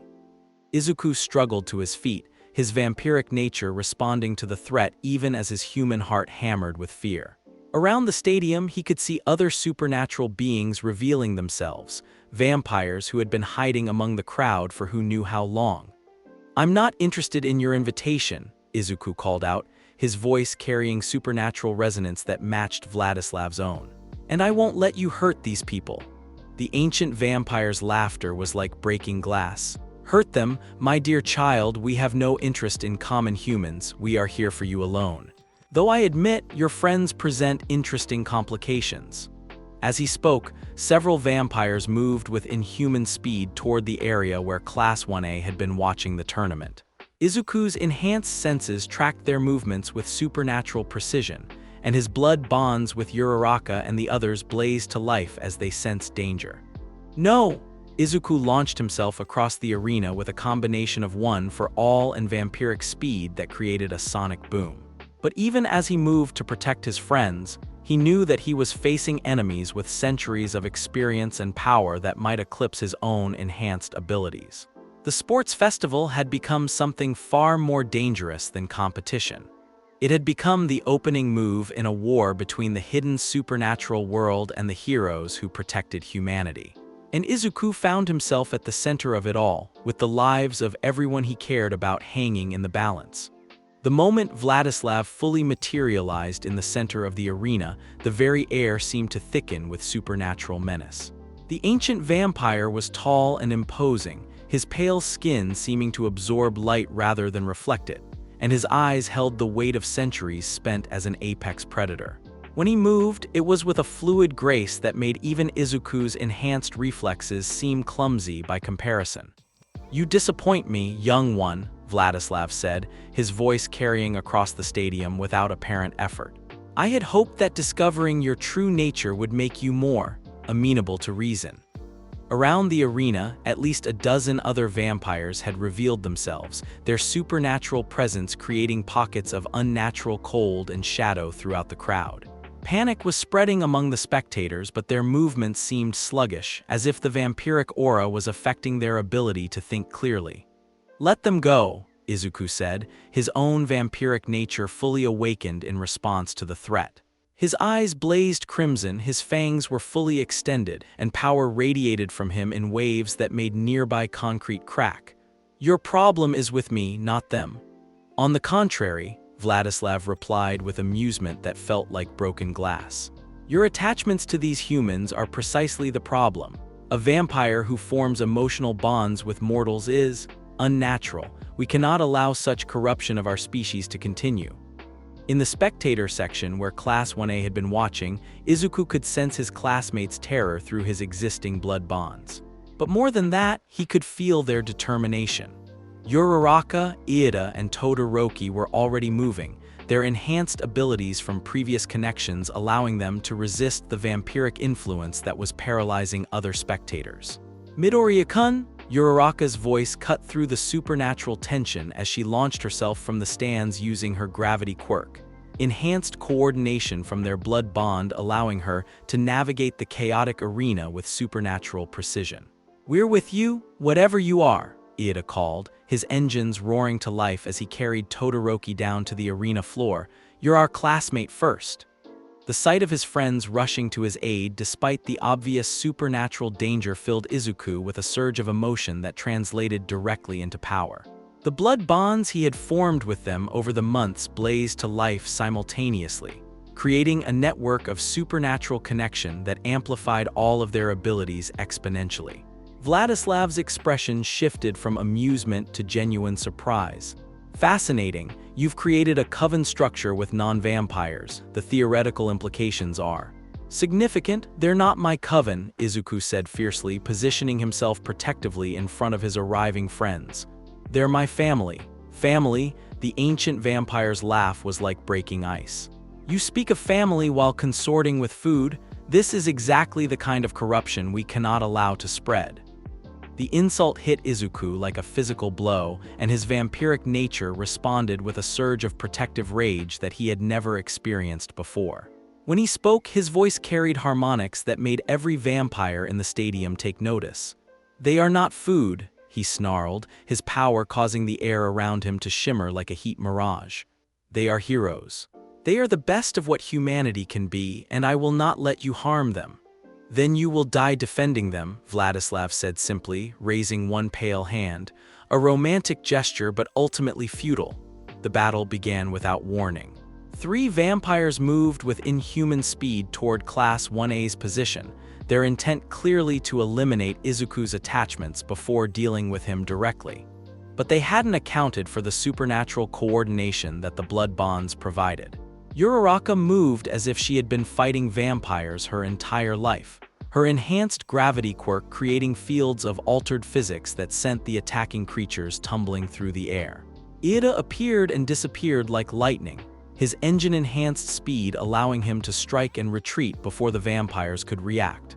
Todoroki unleashed ice and fire in perfect harmony, creating barriers and attacks that forced the supernatural enemies to constantly adapt their approach. But most remarkably, they moved as a perfect unit. Through Izuku's blood bonds, each member of the impromptu team knew exactly where the others would be and what they needed to do. It was coordination on a level that transcended normal teamwork. It was supernatural synchronicity. Incredible, Vladislav murmured, momentarily distracted from his focus on Izuku. You've created tactical integration between species that shouldn't be possible. Other heroes throughout the stadium were beginning to overcome their supernatural paralysis and join the fight. All Might appeared in a flash of movement that rivaled even vampiric speed, his massive form interposing itself between civilians and several of the attacking creatures. Endeavor's flames roared to life, creating a barrier of heat that seemed to make the vampires reluctant to approach. Even Aizawa had managed to shake off the supernatural influence, though his erasure quirk seemed to have limited effect on truly supernatural beings. This ends now, Vladislav declared, his patience clearly exhausted. I had hoped to recruit you, young Midoriya, but it seems that corruption has progressed too far. You must be eliminated before you can spread this disease. The ancient vampire moved with speed that made his subordinates look like they were standing still. One moment he was across the arena, the next he was directly in front of Izuku, pale hands reaching for the boy's throat with fingers that seemed to bend reality around them. But Izuku was no longer the frightened child who had been turned in an alley 5 years ago. Months of training with All Might, combined with years of learning to integrate his vampiric nature with his heroic ideals, had forged him into something unprecedented. When Vladislav's attack came, Izuku was ready. One for All exploded through his system at full power, enhanced and guided by his supernatural nature in ways that created effects neither power source could have achieved alone. His counterattack met Vladislav's assault with such force that the collision created a shockwave that shattered every piece of glass in the stadium. Impossible, Vladislav breathed, staggering backward as he stared at his hands. For the first time in centuries, he had been matched in raw power by another vampire. What are you? I'm someone who learned that power means nothing if you don't use it to protect the people you love, Izuku replied, his crimson eyes blazing with determination. I'm a hero who happens to be a vampire, not a vampire pretending to be a hero. Around them, the battle was intensifying. More Class 1A students had joined the fight, with Bakugo's explosions creating a light show that could be seen from space as he engaged 2 vampires simultaneously. The explosive boy's earlier conversation with Izuku had apparently prepared him for this revelation, because he was fighting with a focus and coordination that suggested he had fully accepted his friend's supernatural nature. Deku, Bakugo called between explosions, his voice carrying clearly across the chaos. These bastards picked the wrong fucking day to mess with our class. Even more remarkably, other students were adapting to the supernatural threat with the kind of flexibility that marked them as future professional heroes. Kirishima's hardening quirk was proving surprisingly effective against vampiric attacks, while Yaoyorozu was creating specialized equipment on the fly to help level the playing field. But it was Takayami who proved most effective against the vampiric threat. His dark shadow, enhanced by the supernatural nature of the threat, had grown to massive proportions and seemed to be operating on instincts that predated human civilization. The darkness recognizes its own, Takayami called to Izuku during a brief lull in the battle. These creatures are old, but they are not the deepest darkness. You carry light within your shadow, Midoriya. That makes you stronger than they are. The observation sparked something in Izuku's mind, a memory from his conversations with Nightwarden about the true nature of vampiric power. It wasn't just about predation or domination. At its core, vampiric ability was about connection, about forming bonds that transcended normal human limitations. Vladislav and his followers had spent centuries using those abilities to exploit and control others. But Izuku had learned to use the same fundamental power to uplift and protect. The difference in application had created something entirely new, a vampiric nature that enhanced heroism rather than corrupting it. You want to see what I really am? Izuku called to Vladislav, his voice carrying across the entire stadium. Let me show you. Instead of attacking the ancient vampire directly, Izuku reached out through every blood bond he had ever formed. Not just with his classmates present at the battle, but with every person who had ever trusted him with their blood, their vulnerability, their hope for protection. Mrs. Yakamura, the elderly woman who had been his first donor, felt the connection blaze to life across the city. The small network of supporters who had sustained him through his teenage years suddenly found themselves linked to something larger than they had ever imagined. Even his mother, watching the battle from their apartment, felt the supernatural bond with her son expand into something that encompassed dozens of people united by their faith in his heroic nature. But most remarkably, new bonds began forming spontaneously throughout the stadium. Heroes who had witnessed his willingness to sacrifice himself for others, students who had seen him choose protection over domination, even some spectators whose heroic spirits resonated with his own, all of them began to feel the pull of connection to something greater than themselves. "What are you doing?" Vladislav demanded, his ancient senses detecting the massive supernatural network that was forming with Izuku at its center. "I'm showing you the difference between a predator and a protector," Izuku replied, his eyes now blazing with light that seemed to encompass every color of the spectrum. "You use your power to control and consume.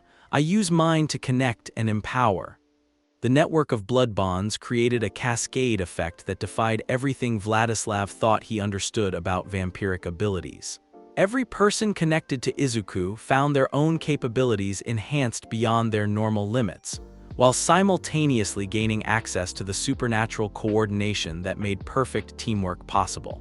All Might, connected through the one-for-all link that had always existed between them, suddenly found his power amplified in ways that allowed him to move between multiple vampires simultaneously, his enhanced strength and speed creating attacks that drove back creatures who had seemed untouchable moments before. Aizawa discovered that his erasure quirk, when channeled through the supernatural network, could affect vampiric abilities in ways that had previously been impossible. The ancient creatures found themselves slowed and weakened as their supernatural advantages were systematically nullified. Even the students found themselves operating at levels that surpassed their wildest dreams. Uraraka was flying with grace that rivaled professional heroes, her gravity manipulation enhanced to the point where she could create localized fields that trapped attacking vampires in bubbles of altered physics. Iida moved with speed that created afterimages, his engines enhanced beyond their normal limitations to the point where he could match vampiric reflexes. "This is not possible," one of Vladislav's subordinates gasped, staring at the coordinated assault that was systematically dismantling their attack. "Vampires cannot form bonds with this many individuals simultaneously. The mental strain should be lethal." "He's not forming bonds," Vladislav said slowly, understanding beginning to dawn in his ancient eyes. "He's creating a network. Each connection strengthens the others, creating a feedback loop that amplifies the entire structure." The ancient vampire's expression shifted from arrogance to something approaching fear. "This is evolution. Natural selection acting on vampiric abilities in response to heroic ideals rather than predatory ones. And it's something you'll never understand," Izuku said, his power now encompassing every person in the stadium who was willing to stand against the supernatural threat. "Because you've spent centuries taking from others instead of giving to them." The final confrontation came when Vladislav, realizing that his conventional approach was failing, attempted to use an ability that Izuku had never encountered before. The ancient vampire began to drain life force directly from the spectators, using their energy to fuel attacks that transcended normal vampiric capabilities. But the network Izuku had created proved stronger than individual vampiric power. Every person connected to him began to glow with shared energy, their combined life force creating a barrier that prevented Vladislav's predatory abilities from taking hold. "You cannot drain what is freely given," Izuku said, moving toward the ancient vampire with step that seemed to shake the very foundations of the stadium. "And you cannot defeat people who choose to stand together." The final exchange was brief but definitive. Vladislav unleashed every technique he had learned across centuries of existence, his attacks carrying the weight of accumulated power and experience that should have been overwhelming. But Izuku, supported by the faith and determination of dozens of allies, met each attack with power that transcended individual capability. When one for all combined with vampiric enhancement and the supernatural network of willing supporters, the result was something entirely unprecedented. Izuku's final strike didn't just defeat Vladislav, it sent a message that resonated through every supernatural entity observing the battle. The age of predatory vampirism was ending. Something new was beginning. As Vladislav and his remaining followers retreated into shadows that seemed to swallow them completely, the supernatural network began to fade back to more manageable levels. But the connections remained, creating a foundation for future cooperation between the heroic and supernatural communities. "This isn't over," Vladislav's voice echoed from the retreating darkness. "There are others who will not be so easily impressed by your noble ideals." "Let them come," Izuku replied, surrounded by friends and allies who had proven their willingness to stand with him regardless of his supernatural nature. "We'll be ready." As the immediate crisis passed and medical personnel began treating the injured, Izuku found himself surrounded by his classmates, all of whom were staring at him with expressions of amazement, concern, and unwavering support. "So," Uraraka said with a grin that was only slightly strained by exhaustion, "I guess this means our study group is going to need to cover some additional material." "Vampire combat tactics," Iida agreed with characteristic seriousness, though his eyes were bright with excitement. "This will require extensive research and preparation." "Just promise me one thing," Bakugo said, his usual aggression tempered by something that might have been genuine concern. "Next time something like this happens, don't try to handle it alone." "I won't," Izuku promised, looking around at the faces of people who had proven themselves willing to stand with him against impossible odds. "I couldn't, even if I wanted to." In the observation booth, Principal Nezu was having quiet conversations with other faculty members about the implications of what they had witnessed. The existence of vampires and other supernatural entities would need to be addressed, protocols would need to be established, and questions would need to be answered. But for now, as the sun set over a stadium full of people who had witnessed something unprecedented, there was a sense that something fundamental had changed in the relationship between heroes and the hidden supernatural world. Izuku Midoriya, the quirkless boy who had dreamed of becoming a hero, had found a way to bridge two worlds that had been separate for centuries. The path forward wouldn't be easy, but for the first time since his transformation, he wasn't walking it alone. The age of blood and heroism had begun.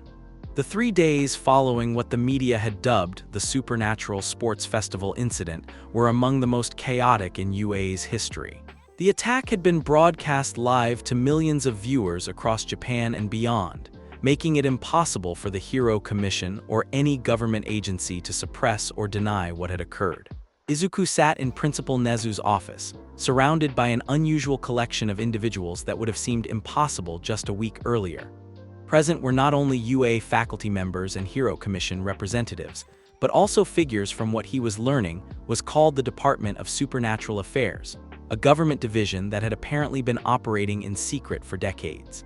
"The situation has become complex," Principal Nezu said with characteristic understatement, his beady eyes bright with intellectual curiosity despite the gravity of the circumstances. "Young Midoriya, your actions during the attack were heroic and necessary, but they have also fundamentally altered the relationship between the supernatural and civilian populations." Director Tanaka of the DSA, a stern woman in her 50s whose emotional signature suggested she had encountered supernatural entities many times before, leaned forward in her chair. "What Principal Nezu is trying to say diplomatically is that you've blown a cover that has been maintained for over a century. Every vampire, demon, spirit, and supernatural entity in Japan now knows that their secrecy has been compromised. Some of them are not happy about it," added Agent Sato, Tanaka's younger colleague whose nervous energy suggested he was relatively new to supernatural affairs. "We've detected increased supernatural activity across the country. Gatherings, territorial disputes, some entities going into deeper hiding while others are becoming more bold." Izuku felt a familiar weight of responsibility settling on his shoulders. "I'm sorry," he said quietly. "I didn't mean to cause problems for everyone, I just wanted to protect my friends." "Don't apologize for doing the right thing," All Might's voice boomed from where he sat in his skeletal form, the toll of maintaining his muscular appearance during the vampire battle clearly visible. "You saved lives and showed the world that supernatural abilities can be used for heroism rather than harm."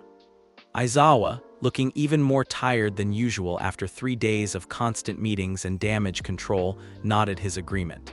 The question now isn't whether you did the right thing, it's how we move forward from here. Which brings us to why we're all here, Director Tanaka continued. The DSA has been operating under the assumption that supernatural entities needed to remain hidden from the general population for everyone's safety. But your display during the sports festival suggests there might be another approach. She gestured to a tablet displaying footage from the battle, specifically moments where Izuku's supernatural network had allowed ordinary humans to coordinate with professional heroes against vampiric threats. Integration rather than separation, Principal Nezu observed, his voice carrying the tone he used when working through particularly complex problems. Fascinating implications, though certainly not without risks. Before anyone could respond, there was a knock at the office door. At Principal Nezu's invitation, the door opened to reveal an unexpected visitor, a young woman who appeared to be in her 20s, with silver hair and eyes that seemed to shift between blue and violet depending on the angle of light. "I apologize for the interruption," she said, her voice carrying a musical quality that made everyone in the room take notice. "But I represent a faction of the supernatural community that wishes to speak with Midoriya Izuku." Every hero in the room tensed, hands moving toward weapons or quirk activations, but the woman raised her hands in a peaceful gesture. "I am Luna Nightwhisper, speaking for the Progressive Supernatural Alliance," she continued, her gaze fixed on Izuku with an expression of genuine curiosity and respect. "We are supernatural beings who believe that the age of hiding in shadows is coming to an end, whether we choose it or not. Your actions during the sports festival have accelerated that timeline considerably." "What do you want?" Director Tanaka asked suspiciously, clearly prepared to consider this visitor a potential threat. "To offer our assistance," Luna replied simply. "There are supernatural entities who share Midoriya's vision of using our abilities to protect rather than prey upon humanity. We would like to help establish frameworks for cooperation rather than conflict." Izuku studied the newcomer with his enhanced senses, reading the emotional currents that surrounded her. Unlike Vladislav and his followers who had radiated predatory hunger and ancient arrogance, Luna's presence felt warm, hopeful, and genuinely committed to peaceful coexistence. "What kind of supernatural entities?" he asked carefully. "Vampires who have chosen ethical feeding practices like yourself," Luna said, causing several people in the room to tense at the casual confirmation of Izuku's nature. "Shapeshifters who use their abilities for rescue and reconnaissance work. Spirits who have been protecting specific locations or families for generations. Even some demons who have found purpose in combating darker supernatural threats." "Demons?" Agent Sato's voice cracked slightly on the word. Luna smiled, revealing teeth that were perfectly normal rather than fanged. "Not all supernatural entities are predators, Agent Sato. Many of us have been living peacefully alongside humans for decades or even centuries. We've simply been very careful about maintaining secrecy. Until now," All Might observed. "Until now," Luna agreed, "but Midoriya has shown us that secrecy might not be necessary if we can prove our value as allies rather than hiding as potential threats." Principal Nezu leaned back in his chair, his expression thoughtful. "What exactly are you proposing?" "A pilot program," Luna said, producing a document from what appeared to be empty air, a casual display of supernatural ability that made several people flinch. "Selected supernatural entities working openly alongside professional heroes, with full disclosure of their abilities and limitations. Transparency rather than deception." Director Tanaka took the document, scanning it with the eye of someone accustomed to reading supernatural-related paperwork. "This is surprisingly comprehensive. Integration protocols, safety measures, accountability structures. We've been planning for this possibility for years," Luna admitted. "We knew that eventually someone like Midoriya would emerge, a supernatural being who chose heroism over predation. We just didn't expect it to happen so dramatically or so publicly." Izuku felt a surge of curiosity mixed with hope. The idea that he wasn't alone in trying to bridge the gap between supernatural and human worlds was both comforting and exciting, but he also sensed the potential complications. "What about entities like Vladislav?" he asked. Supernatural beings who don't want integration, Luna's expression darkened slightly. They will oppose any change to the status quo because transparency threatens their ability to operate in the shadows. But they are not as numerous or as powerful as they would have you believe. Many supernatural entities are tired of hiding, tired of being seen as monsters by default. The real question, Aizawa interjected with his characteristic directness, is whether human society is ready for this kind of revelation. People are still processing what they saw during the sports festival. As if summoned by his words, there was another knock at the office door. This time it was Midnight, looking uncharacteristically serious as she entered. "Sorry to interrupt," she said, "but there's been a development. The media has been interviewing spectators from the sports festival, and some of them are reporting ongoing effects from their connection to Midoriya's supernatural network." The room fell silent as everyone processed the implications of this statement. "What kind of effects?" Izuku asked, though he feared he already knew the answer. "Enhanced physical capabilities, improved reflexes, better coordination with their family members and coworkers," Midnight reported. "Nothing dramatic but noticeable enough that people are starting to ask questions." Director Tanaka's expression grew grim. "How many people are we talking about?" "Potentially hundreds," Midnight replied. "Everyone who was in the stadium and felt a connection to the supernatural network during the battle seems to have retained some residual enhancement." Izuku felt a chill run down his spine. He had known that the blood bonds he formed were temporary, designed to fade once the immediate crisis passed. But the massive network he had created during the vampire battle had involved so many people that apparently some of the connections had become permanently established. "This is unprecedented," Principal Nezu murmured, though his tone suggested intellectual fascination rather than alarm. "A supernatural ability creating lasting enhancement in ordinary humans through voluntary connection rather than transformation. It's also going to be impossible to hide," Agent Sato pointed out, his nervousness now clearly justified. "Hundreds of people with enhanced abilities who all trace back to the same source? The media is going to connect those dots very quickly." Luna stepped forward, her expression serious but not alarmed. "If I may, this actually supports the case for open integration. Attempting to suppress or deny what has already happened will only create suspicion and fear, but acknowledging it and providing proper guidance could turn a potential crisis into an opportunity." "What do you mean?" All Might asked. "Midoriya has accidentally created something we've never seen before. A network of supernaturally enhanced humans who gained their abilities through heroic action rather than traumatic transformation," Luna explained. "These people aren't victims or monsters. They're ordinary citizens who found themselves capable of extraordinary things when they chose to stand against a supernatural threat." Izuku thought about the people he had sensed during the battle, heroes, students, even some spectators whose heroic spirits had resonated with his own. They hadn't been chosen randomly. The network had formed connections based on shared values and willingness to sacrifice for others.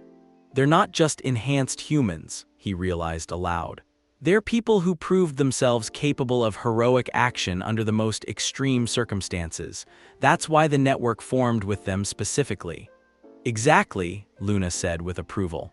"Which means they're exactly the kind of people who could serve as bridges between the supernatural and human communities. Living proof that supernatural abilities don't have to be feared if they're used by people with heroic values." Director Tanaka was quiet for a long moment, clearly weighing options that extended far beyond her normal purview. "This is above my authority level," she said finally. "I'll need to bring this to the Prime Minister and the full Hero Commission Board." "While you're doing that," Principal Nezu interjected, "I suggest we begin immediate preparations for expanded supernatural education at UA.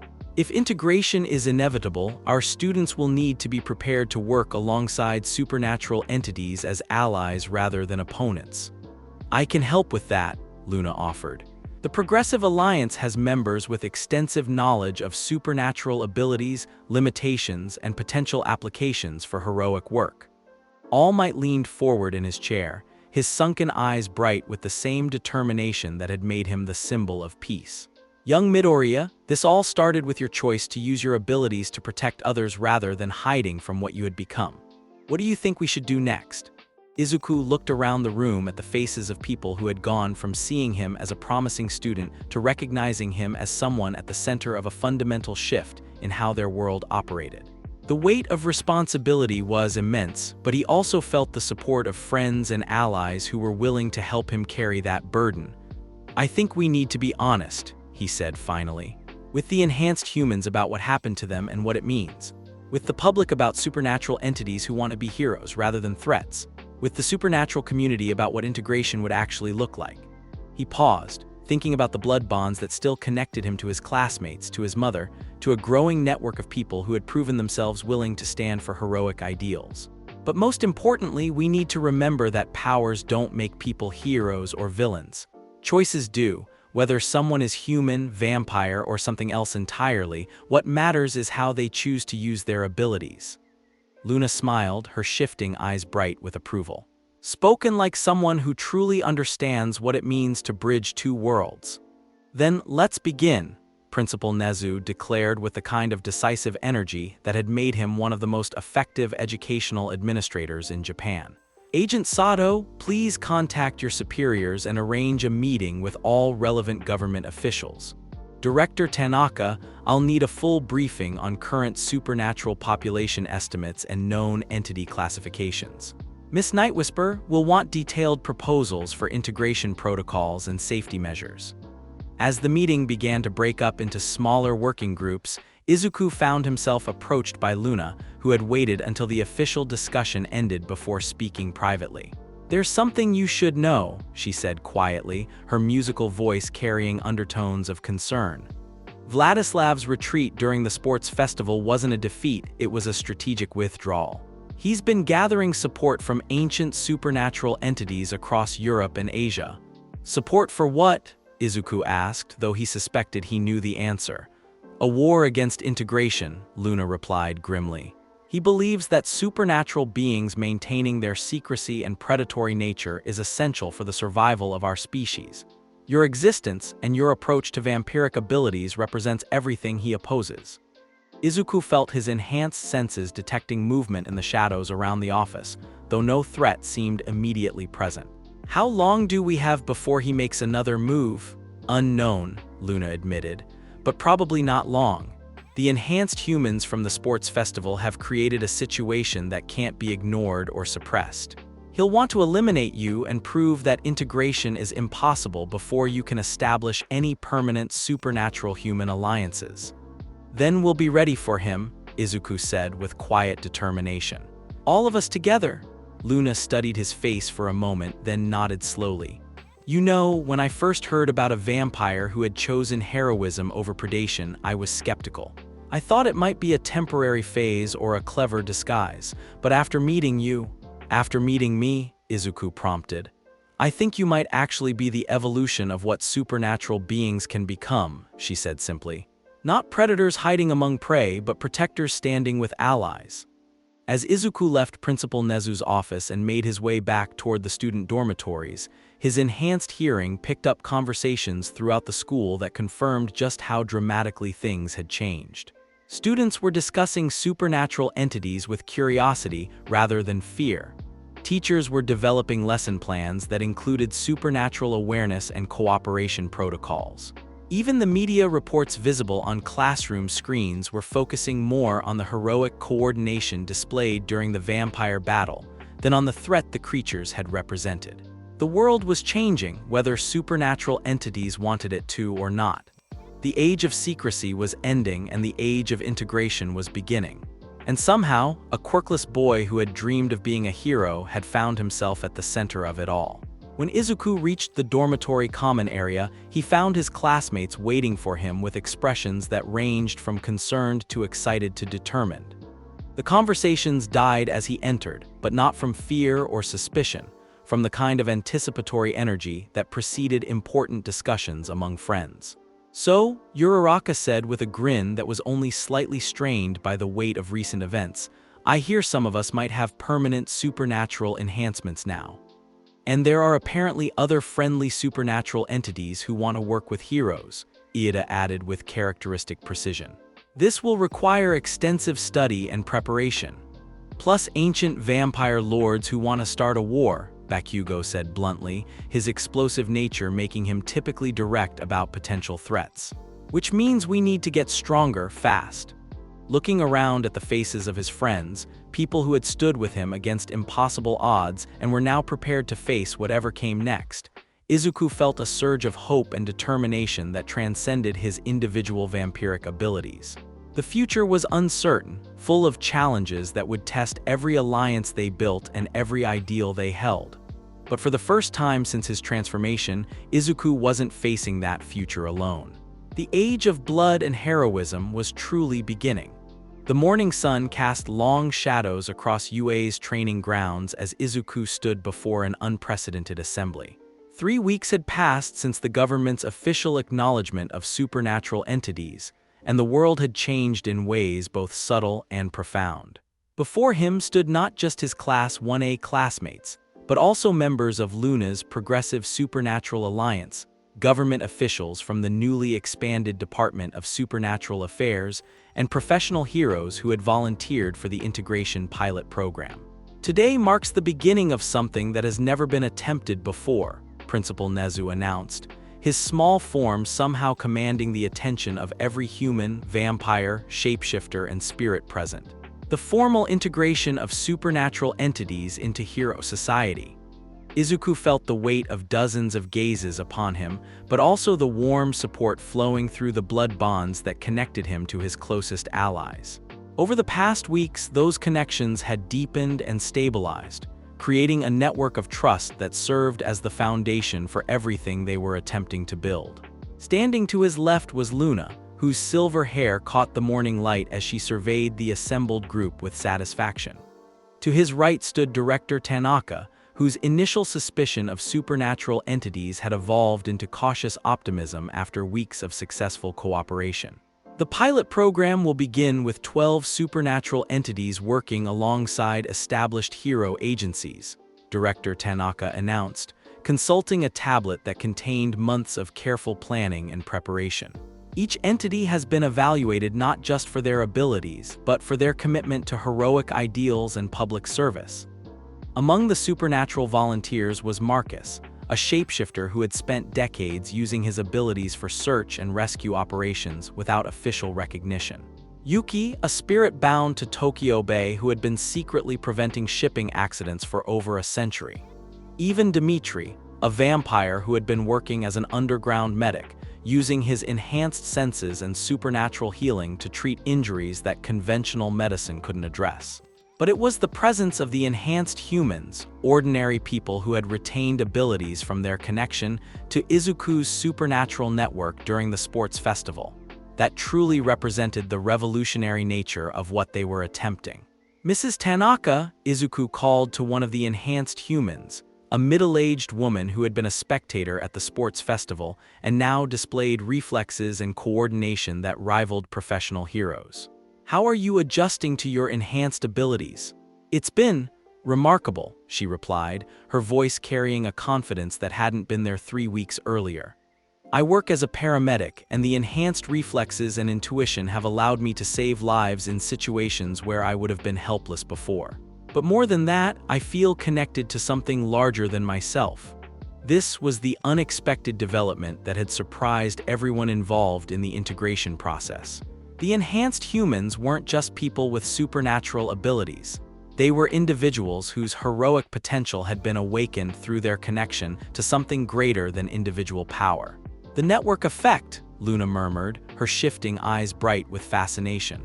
What Midoriya created during the sports festival wasn't just temporary enhancement, it was a permanent awakening of heroic potential in people who already possessed it latently. A commotion at the edge of the training ground drew everyone's attention. Aizawa was approaching with several Class 1A students who looked unusually serious, even for teenagers who had faced supervillain attacks and supernatural threats. We have a problem, Aizawa announced without preamble, his tired expression more grim than usual. Long-range sensors have detected a massive supernatural signature approaching from the northwest. Whatever's coming, it's larger and more powerful than anything we've previously encountered. Izuku's enhanced senses immediately extended outward, probing the limits of his perception. What he found made his blood run cold.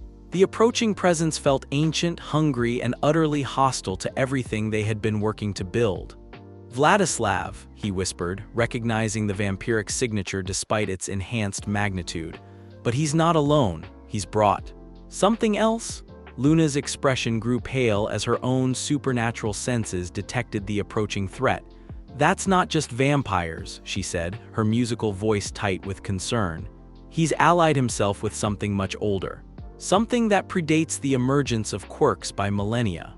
Before anyone could ask for clarification, the sky above them began to darken despite the early morning sun. Clouds that moved against the wind formed a spiral pattern that created an unnatural twilight, and the temperature dropped by at least 10 degrees in the space of seconds.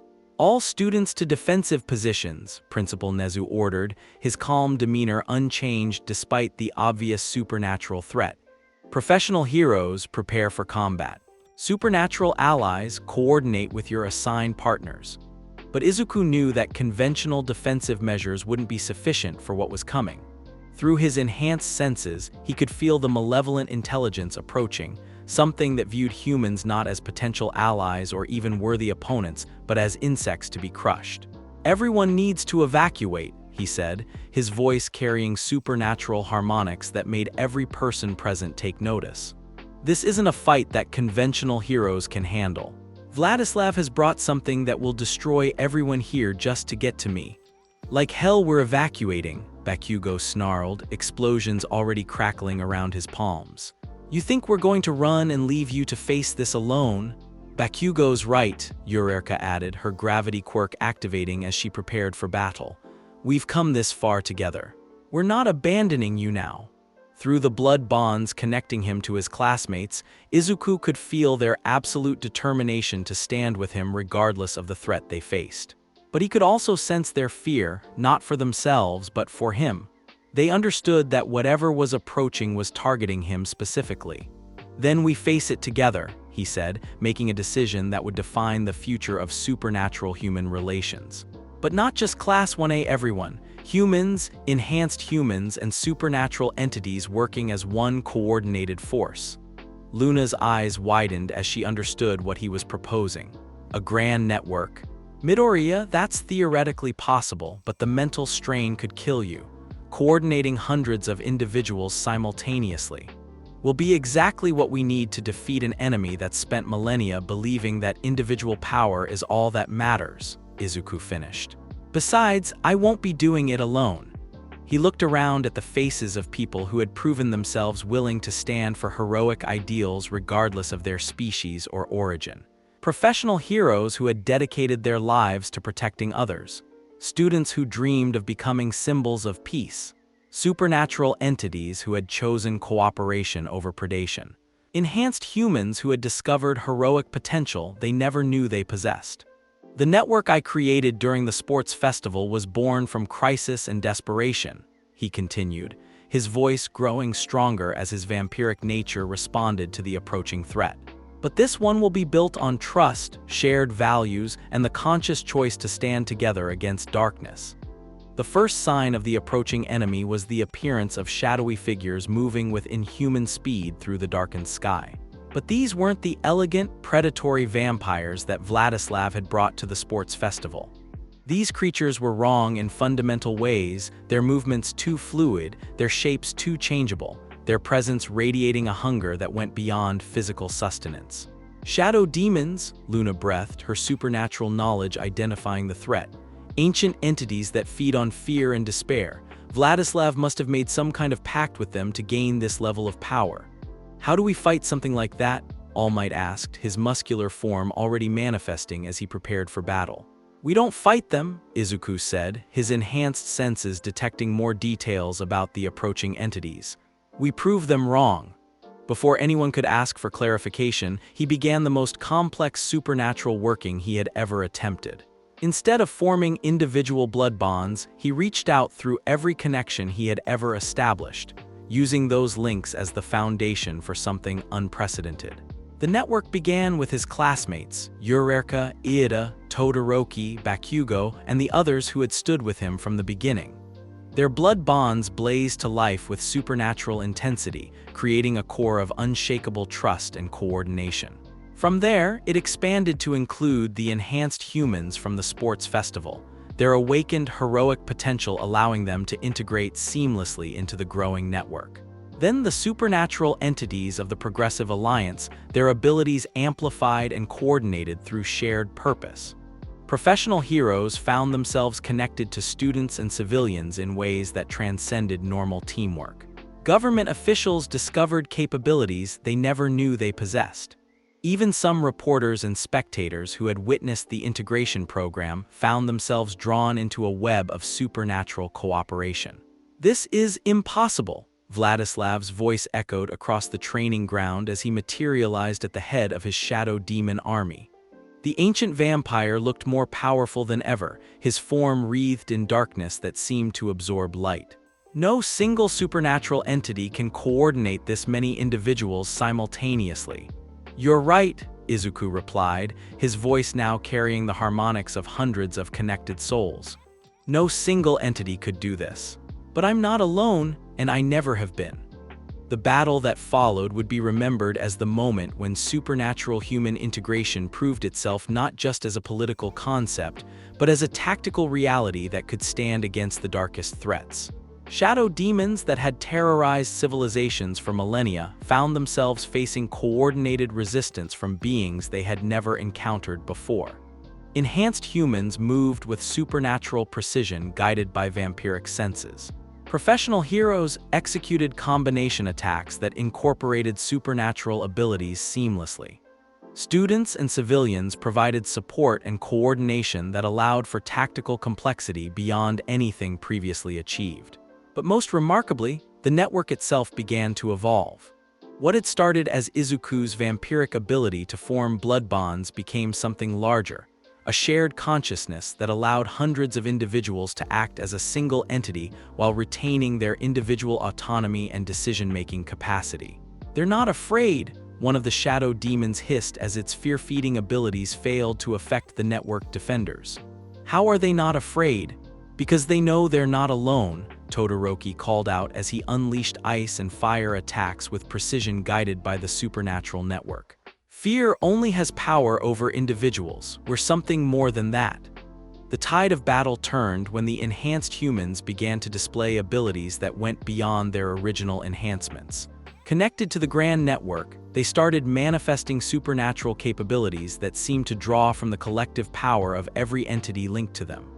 Mrs. Tanaka, the paramedic who had retained enhanced reflexes from the sports festival, suddenly found herself able to heal injuries with a touch that glowed with silver light. A businessman who had been enhanced through the network discovered he could create barriers of solid light that protected other defenders. Even some of the reporters found themselves able to coordinate communications across the entire battlefield with supernatural clarity. "Evolution in real time," Luna observed with wonder as she used her own abilities to coordinate with human heroes in ways that created effects neither could achieve alone. The network isn't just connecting existing abilities, it's creating new ones based on what's needed most. Vladislav's expression shifted from arrogance to genuine alarm as he realized that his shadow demon allies were not just being defeated, but were being systematically dismantled by a form of cooperation that transcended everything he understood about power dynamics. "This ends now," the ancient vampire snarled, gathering darkness around himself in preparation for an attack that would target Izuku directly. Remove the central node and the entire network collapses. But as Vladislav launched himself toward Izuku with speed and power that should have been overwhelming, he discovered that the network had anticipated his strategy.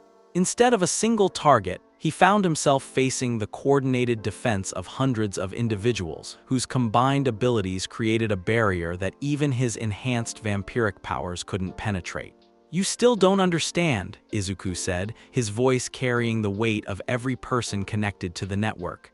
"There is no central node, we're all the center and we're all the support. That's what cooperation actually means." The final confrontation came when Vladislav, in desperation, attempted to sever Izuku's connections by attacking the people most important to him. Shadow demons surged toward Class 1A's position, seeking to break the network by eliminating its emotional foundation. But instead of weakening the network, the attack strengthened it. Every person connected to Izuku felt the threat to the students who had proven themselves willing to stand against impossible odds. The response was immediate and overwhelming, a surge of protective energy that flowed through every connection, creating a wave of light that drove back the shadow demons and left Vladislav standing alone. "It's over," Izuku said, approaching the ancient vampire with power that now drew from hundreds of willing souls. "Your way of thinking, your approach to supernatural abilities, it belongs to the past. This is the future." Vladislav's final attack was everything he had learned across centuries of predatory existence, enhanced by his alliance with shadow demons and focused into a strike that should have been lethal to any individual opponent. But Izuku, supported by the greatest network of supernatural cooperation ever achieved, met that attack with power that transcended individual capability. When the light faded and the supernatural energy settled, Vladislav was gone, not destroyed, but fundamentally changed. The ancient vampire's predatory nature had been replaced by something new, something that recognized the value of cooperation over domination. "What did you do to me?" he asked, his voice carrying wonder rather than rage for the first time in centuries.